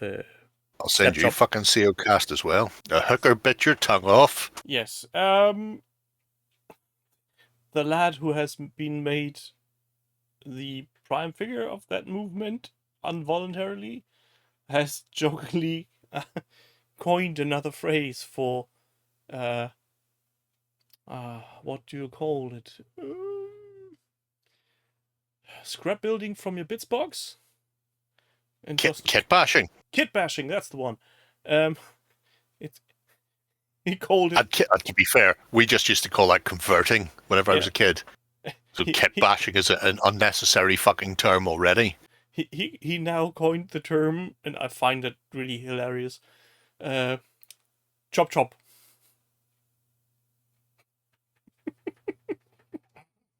I love it. Is he just doing it deliberately? Yes. Does he want me to send him COcast? Because I won't. I'll send him a shit in a box, but I won't send him any COcast. It's the Honest Wargamer. Send your shit in the box to the Honest Wargamer. I will 100% do that. No, Dave, I don't think it was Louise who coined it. I think actually he was. But one of those, and he ran with it, doing chop chop. That's outrageous. I have to admit, I laughed. So don't give in to terrorism. No, drink brown lemonade instead. He'd like that, though. That wouldn't be a deterrent. No point in sending shit in a box if it's not a deterrent. You try a Jiffy envelope, but it starts to stain the outside with the unknown humours, shall we say. And they tend to put it to one side in case it blows up. And same, I don't watch any of his other stuff, but Jux somehow works. It's an odd trio, those three ex-Games Workshop employees.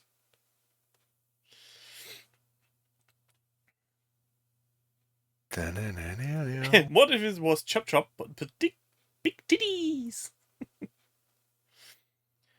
Oh, I've got an entry for James Knut's Only Paints page. Nice.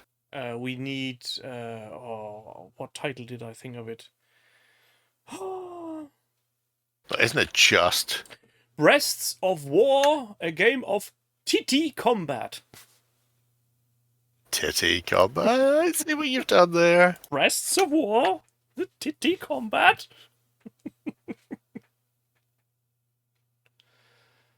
Jux is watching exacerbated bloke trying to herd cats on speed.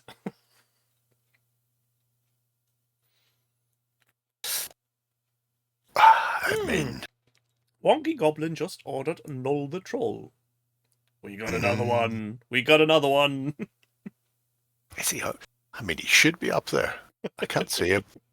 I can see Gump. Gump. Forrest Gump. No, I think it's named for the presidents of the United States of America. Gump? They were a alternative rock band, and they had a song called... What was it? It was called Stump. Was it? Something like that. Anyway, it might have actually been called Gump. But, sat along in the boggy marsh. So I think that's why he's some sort of creepy ant thing. Lump. Hello, He's Malvo. lump. He's lump. It's in my head. Bam, bam, ba, bam, ba, ba, ba, bam. Anyway.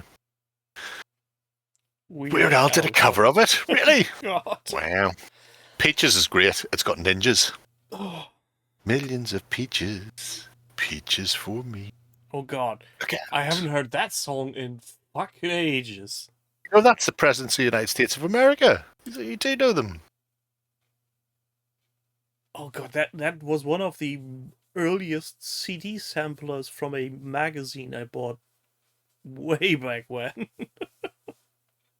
Well, I mean, we've all passed a lot of water since then. Oh, yes. And kidney stones and other things. So, where do we go next? I think there's another keybob waiting. Keybob. There is. This is just me. Just in case Lloyd ever sees this. Lloyd, Other this people is can what your build room, backstagers Lloyd. are doing while you're not watching. Lloyd, see backstagers doing Rome. Lloyd. If they can build room, why can't you? You can't. I know technically it's mine, but still. Disclaimer. If Lloyd is ever watching this, I'm completely innocent in this. I have no game in this. Gerry makes me do these things. Oh, it's one of those, is it? I've heard that before. You should see Tell what he me. does when you're off screen. Tell me, Tell me Did why. did the excuse I was only following orders work for the last Germans who tried it? Tim, did it? Let me get back to you on that. I need to ask my lawyer. Captain Kirk prosecuted them, Soup.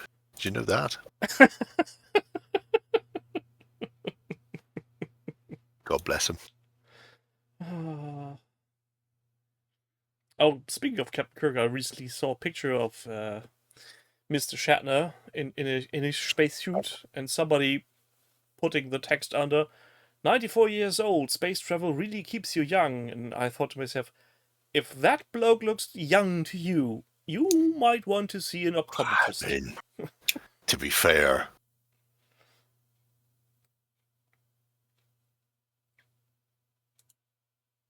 my father is 95. He looks like a bag of dust. So, in comparison, Well, yes. much better. The chap who executed Schulz on Andy's Kickstarter employed post-war. Ah, well, that doesn't surprise me in the slightest. Well, technically, there's a lot of people gotten employed by either the US or the USSR after the war. So USSR. Paperclip was particularly productive for them. But yeah, this is nice because it's showing somebody putting together room. even though it's not terrain, There is terrain in there. Yeah, It's been 3D printing rather than building the MDF stuff, which obviously is sitting here accumulating dust. and it's highly superior to any printed. Yes, makes sense. Don't miss the important part of the project, the song. Yeah, Yes, I will miss that. If you go, no, you don't want to miss that. If you go right to the very bottom, there's a QR code and Yes, a link I've to seen what. that. We scrolled Yeah. past. Yeah. And if anybody has missed it, because it was in disco, Bleep. and we sent that to Warren, and Warren fucking loved it, and Lloyd was not best pleased. You do have the opportunity to listen to a rock version of Build Room. So yeah, it's good. It's good in the height. Yeah, I reckon if Warren is amused by the song and it refers to Rome and Lloyd in any kind, then Lloyd would not be amused. That's how siblings work. That's how the magic happens. Look, it's even got that little Tyrannosaurus that I've seen in memes telling me that we all used it back in the day to see whether or not we were connected to the internet. Which And I've never done. I've never done. I didn't even know it was a fucking thing. So I'm wondering if it was some sort of AOL-y American thing. No, I think it's just Chrome browser doing it, not Firefox or anything other browser, if I remember correctly. No, fuck it. In that case, back at that stage, I wasn't using Chrome or Firefox or anything like that. Netflix Navigator. Netscape Navigator. Bloody hell. Netscape or fucking AOL or whatever random free disk had arrived, giving you minutes on the internet. That's what was used. Yes, children, we surfed by the minute. Yes, Sarissa and the dusty cardboard bits is correct. There's a... Oh, it's way up there. It's the temple under construction. We used it in Specure. When I filmed Specure with Charlie, I brought it with me. So we had something a bit ancient-y. You know, I essentially fucking built it and sprayed it and put some weathering on it the night before. And when we were done and Charlie was away, I was like, where's my temple? It's gone now? And just went, oh, you know, all the train put back up on the shelves. I went, yeah, but the temple's mine. Went, you know, the temple they left us? No, the temple I brought. The temple under construction that they gave us. It's my temple, just. It doesn't matter how many different ways you say it. You're not having my fucking temple. Where is it? It was on a shelf with a layer of trees in front of it. It's like, fuck off, out of the way. He hit it very well. It's good. It's good times. Never built a Swisser kit. I was looking at them recently. Are they bad? No, they're... I would say they are middle of the road. I will say occasionally you will hit... I don't have one handy. Will you be my Sarissa building? No, you can be my Sarissa building. So, obviously when they cut something out, the laser should be thump all the way across. And very occasionally, what you'll actually get is something like that. It's probably not even as pronounced as that. Will you see that on the screen? No. But it'll be like, and there's an ever so slight, maybe a micron or a laser's width where it hasn't gone all the way in one cut. It's come around the corner and just moved, which is a little bit odd. So sometimes if you want a perfectly flush finish, you're going to have to sand or file them down. Blots are fantastic. War bases I quite like as well. But yeah, the Sarissa stuff's, for the price, Sarissa stuff's grand. Blots is fucking, the Trojan walls that Blots do. Oh man, they are sects. I don't do. You need a minute for yourself. Often when I see those, and I don't fucking need Trojan walls because I don't do that Bronze Age period of ancients, but they're really nice. You don't do Bronze Age, you don't do Middle Age. What do you do besides? Who gives a shit about Bronze Age, for fuck's sake? All cunts on chariots. But they do a really nice set of German prisoner of war camps, which I keep looking at going, I could just get those and do my Walking Dead Great Escape game using them. Think about their desert buildings to cover moderns in Star Wars. Yeah. I could see that. Although I think it's weird because for any of the desert buildings, any of them from any of the manufacturers, and there are several, they are thin. And obviously adobe walls should be very thick. And I don't know if you get that look with MDF particularly well. Renedra do a set of adobe in plastic, which are actually quite nice. But then you're paying a bit more because they're plastic. But I don't think substantially more. Well, you could always go and use spackle and sand on your... You'd have to add a fuckload. Because if you think an adobe wall should be close to 30 centimeters thick. So, in game terms, it should be at least 5 or 6 mil. But your building is 2. Oh, that's... So you need that to be layered. Double up the MDF and then add spackle. You need to layer it to that depth. to actually get it to be the correct depth instead of that. Yeah. It's only noticeable at the top of the walls, but because Adobe buildings are flat roofed, it's very fucking noticeable. Foam core is yes or no. Foam core is the way. So I've not fucked around with enough of the Renedra stuff to be able to tell you, Jill. But I would say foam core is the way to do it. Just get yourself a ton of it. Tesco, Sainsbury's and like used to make their signs out of it, and you would get like A2 sheets for free every 3 weeks because they'd be through down the old advertising and put up new advertising. So it's worth paying a visit to your local supermarket and just looking up and seeing if it's thick enough, and just go, when you take that down, can I have it? So normally midweek. Because it's a fucking A2 sheet of foam core for fucking nothing. Cracking. Somebody did. Somebody did it better.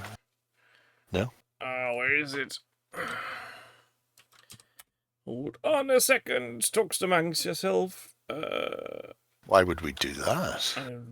Because you're terrible people. That makes sense. GT Combat Chroma Terrain. That's the... Tetties. They did some pre-painted stuff that looks quite thick.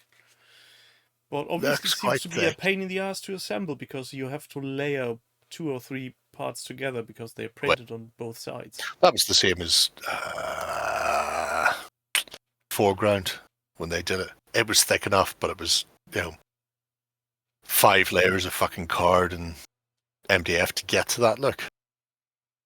Yeah, but so, I seem to remember that they do actually make or have made a set of Adobe buildings very Orky-like and classic Warhammer-y stuff. From the last Kickstarter they did a year ago or something. He did it. Why did you not copy that? Copy. Okay. Cunts. 25 quid? Yeah, this is an upcoming indie, actually. To annoy Lloyd. Very tiny pictures. He's not here, and even if he was here, that wouldn't stop me, because as you can see, they do, for £26, they do, hang on a second, I'll actually just give you the not destructed versions as well, Jill. Oh, Horse Heresy would be the best. So there you go. So he does not a bad job of trying to layer them thicker. I think they're probably better than Sarissa in that regards, in that there's a bit of chunk to them. But they're still relatively feeble, relatively plain, bland. I would still do something. Yeah. Even just sanding over the top to give them a more. Use thick paint and stipple it on. It's a lot of hassle. But yeah, you can do that. It's quite nice stuff, though, I have to say. His Western stuff's very cute. Do we have yet another... Don't look at it now! Don't look at it now! It'll be an indie. Oh, no. All of you, close your eyes and forget you said that. In the not-too-distant future. Yes. So where do we go now? We go to hell. Oh, no!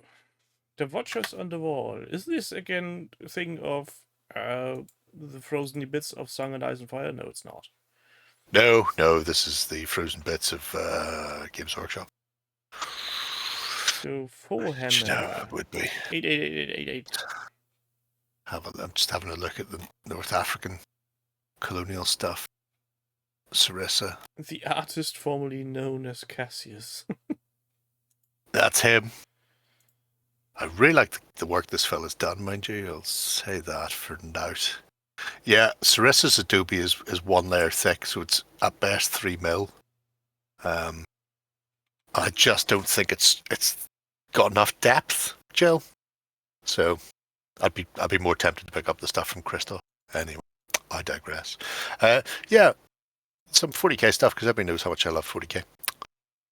So much. But I quite like the work he's been doing on it. and there's some interesting things, like the old man, which is an old post, it has to be said. So this is another one that's been lurking in the background for fucking donkey's years, and then just decided to rejig it recently. I feel such projects shouldn't be counted in years, but in editions. How many editions of 40k have you skipped? I think that's only one, isn't it? No. I'm not keeping track of that. Because I'm not interested. Yeah, I'm positive it's only one. Somebody would have told me if they'd hit an 11th edition. Somebody would have said. 11th? Num num num num num. Oh, but what about this amp? It goes all the way up to 11. Look, he's got a Rubik's Cube in a box. That's my thought. And he keeps it locked because it's solved, so nobody can screw it up again.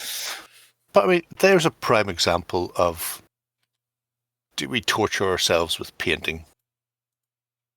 Because when you look at that... Do we paint? Some of us paint. Okay. When you look at that from a distance, you get a quite nice graduated look to the power weapon and to the armor. When you're looking at essentially from what would be the distance you would view a model. And it's only when you zoom in that you realize it's just, there's not blending there, it's just layered, and it's layered in quite robust chunks. It's almost the Dallimore 3 colors system, you know, chunk, chunk, chunk, done, we're out, let's move on with our lives. But when you're standing a meter away looking at the models, they've got really nice definition and range of tones on them. So you get your highlight and your shadows very noticeably without killing yourself. You know, you can just go in there and go, it's just the placement of a few highlights and just move on. And when you're trying to paint an army, I think that's an ideal way of doing it. And it looks really effective. You just need to make sure you're picking... Does look nice. You just need to make sure you're picking the right colours. And with things like the Foundry Triad system or the Hexad, wherever the fuck it's called, from the Army Painter, it makes life much easier when it comes to doing that repeatable style, especially having a repeatable system, because when you start to blend stuff and mix your own, it's a rod for your own back when you're painting 30, 40, 50 models. But when you're going, oh, well, I just need the medium grey, light grey, and black, and then all of my armour is done with those colours. Yeah. Because I just go black, medium first highlight, edge highlight with final, and you can return to it whenever and always do the same. I do think he has done a bit of blending here and there in other places, but in the main, it's the Dallimore layering. And the blending might be unintentional. Might have been just wet paint. Yeah. But because you're always just going back to those 3 colours, or whatever it happens to be, it does make life much easier for batch painting. Heresy 3E would have so much better if there'd been a tank instead of the dopey turret. Oh, is that the big box that they can't give away? Is that everybody and their dog is sitting with like hundreds of copies? People were buying it in, expecting it to fly out like every GW box, and then nobody wanted it. And now they're going, let's sell it at half price. Was that a different box? Wasn't I think Saturnine? I don't know. Who pays attention to these things? They all look alike after a while. It's all Space Marines. GW releases all look alike. Doesn't matter if it's for Age of Shitmar or 40k or the Horse Heresy. They all look the same. Saturnine is the Heresy 3 box. Okay. No, but there you go then. See? So we were both right in many respects. Some of us righter than others. But yes, I quite like just interesting stuff. Certain stuff. I never really paid. I can't even remember what was in the box. Is that Iron Warriors? Last Salamanders? Last edition of 40k I paid attention to was the box with the Black Templars in it. It's the Black Templars. Was it Temples of Black. 4th edition? 5th? Third. I can't remember. Well, third was the first time the Black Templars were on the front cover. Dark Angels, Dark Eldar and Black Templars was third. Nick is really relying on the fact that there wasn't a tank in. Wasn't a tank in the box. In the box. We don't. Good luck, Dave. We don't need to. Don't need to have a tank in the box. But what's wrong with a square of card? You know with why? With a tank drawn on it. You know why? It was good enough for us. With a Cybot orc.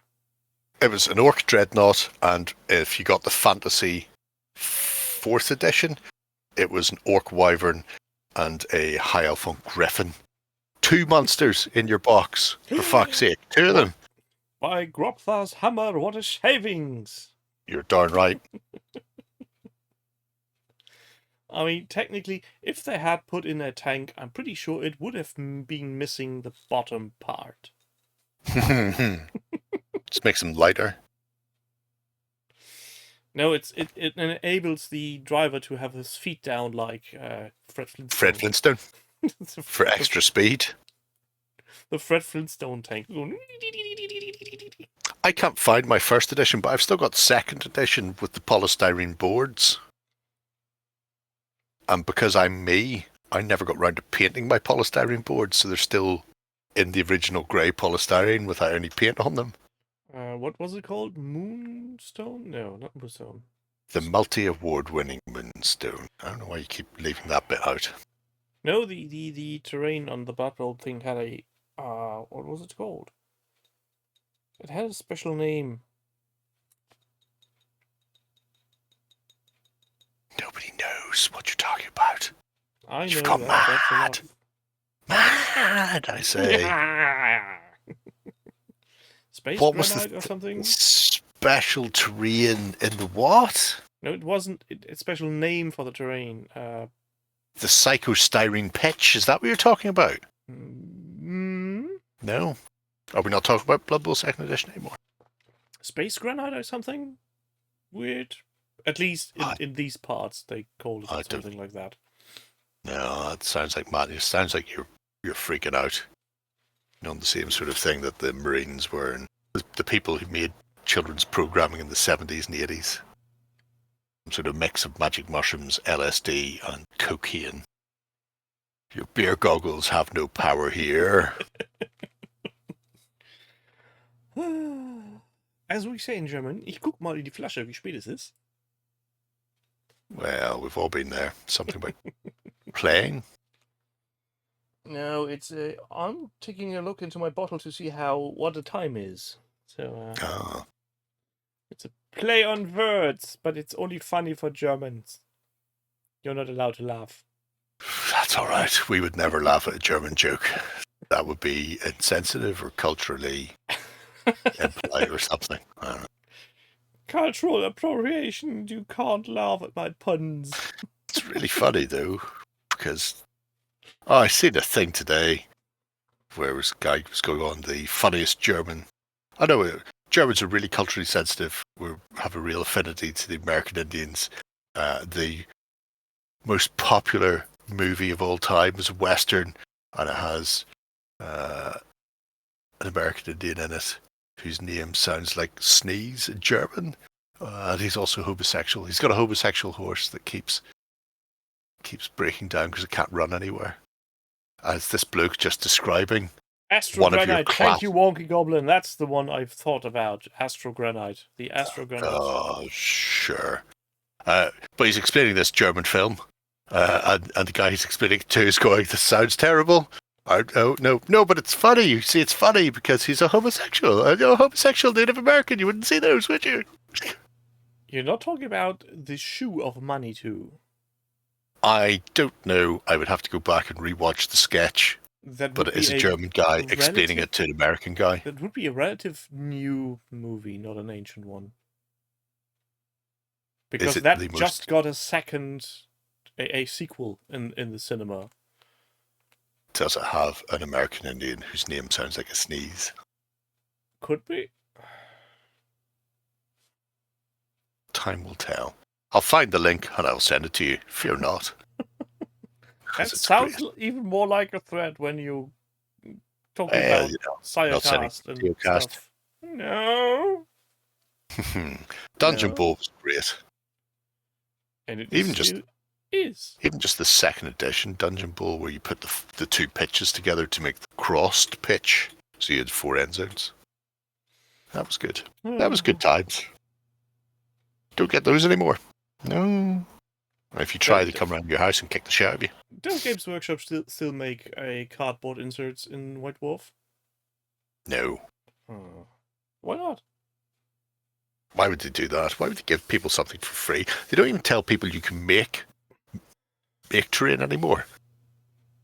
You buy your terrain. Terrain is stuff in plastic that you buy from Games Workshop, and some of it has additional in-game effects. This is not things that you would add willy-nilly to your board for fun. There's something cardboard in every White Dwarf these days, isn't there? Fuck off. At what point in time... unit cards. Yeah. But not actually terrain and stuff. At what point in time did Games Workshop lose their way? It was after the management buyout, whenever they sold to, what should we call them, companies? Hedge funds and investment brokers and shit like that. And they started going, you can make more money this way. It was about the same time Rick Priestley and all left.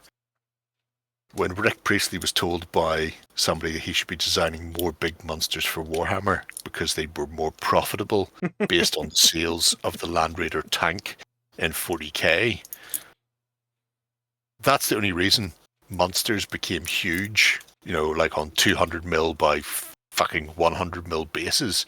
They were never that big before, but it was because an accountant had seen the profit margins on tanks and needed to get tanks into fantasy. How can we make multi-part kits? Because people buy these because they're stupid and they will make us a fucking fortune. And at that point, they started adding them to fantasy. And Rick Priestley went, I'll take my redundancy and go, thank you. So, do you call accountants also P counters? P as in the vegetable? Bean. Call them bean counters. So the I thought they had something similar to here, but Kant is also yes. acceptable. In German, there is the Erbsenzähler, which would be the P counter. So bean counter, P counter. I imagine Same it's vibe. got something to do with abacuses and shit like that. And being very anal about numbers. Yeah. That type of thing. When you used to get like whole fucking... I was going to say, remember when you used to get games and stuff in White Dwarf? There's no point. We're on Those days are gone. Subject of ancient God, Games Workshop. I have nickel fuckers. I like that. I'm really enjoying this. Oh, talking miniatures. It's a really lovely book. It is. Two really lovely books. Who has the chance, grab yourselves a copy. It's lovely. It's not a book as you would maybe expect, being all text heavy like. It's more or less a collection of interviews. Yes. And that's really, really fun. Especially if you have heard interviews of people's that are taking the interviews and you have their voices in your head to some degree.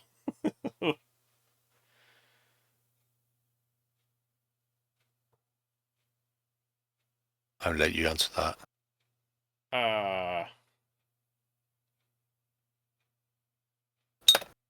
I'm not sure if that has a dedicated name. I don't even have a tray by the front door. Well, we don't have as well. We have just a little... My key is always on me because it's... I'm literally chained to my keys. It's called Dave. I would leave them everywhere.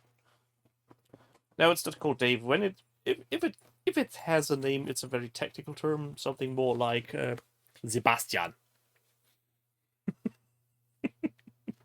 I don't know. He was just hoping there was some sort of massive German compound word for it. No, we reserve that for special Kleinen occasions. Geld.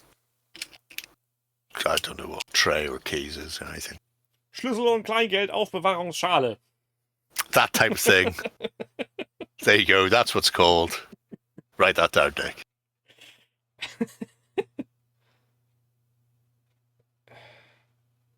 What? Emptying pockets in Italian? That sounds like something the mafia would tell you. Hands up. Shavasta. Well, I've got a German word for you that is not High German, but a Bavarian slang. And I'll let you guess what that means. And it will be something you will be very familiar with. The word is, and now prepare yourselves, Ohrkatzelschwarf.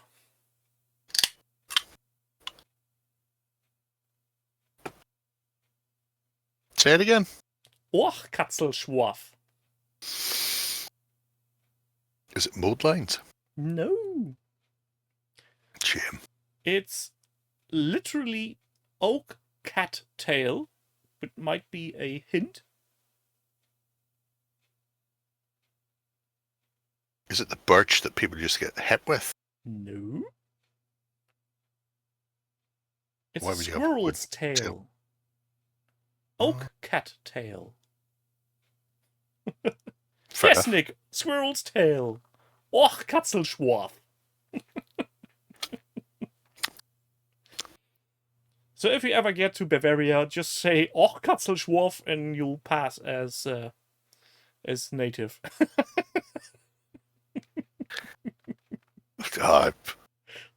Sorry, I just need to catch up on a few things. A hooker bit your tongue off, Zoid. And then it's called the Nurgle Fluffer. No idea why. I've not got that far in making up. Have you dropped your keys on the Nurgle Fluffer? Have you seen my change, honey, for the postman?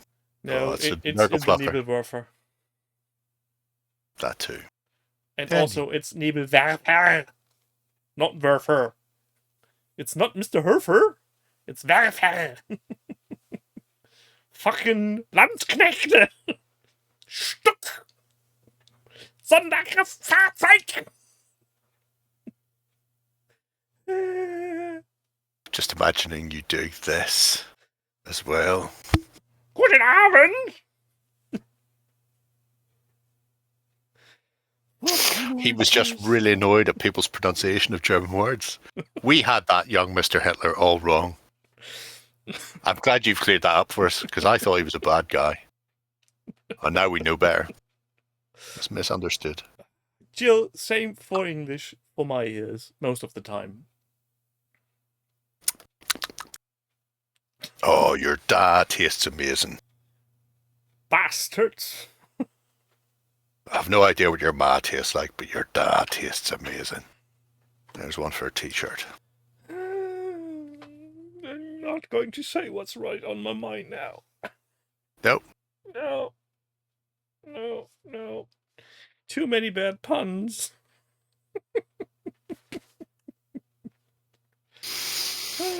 I think our tightly scripted half hour is finished. Yeah, I'm finished. Yes, I'm through. You can just leave me. Continue. Carry on without me.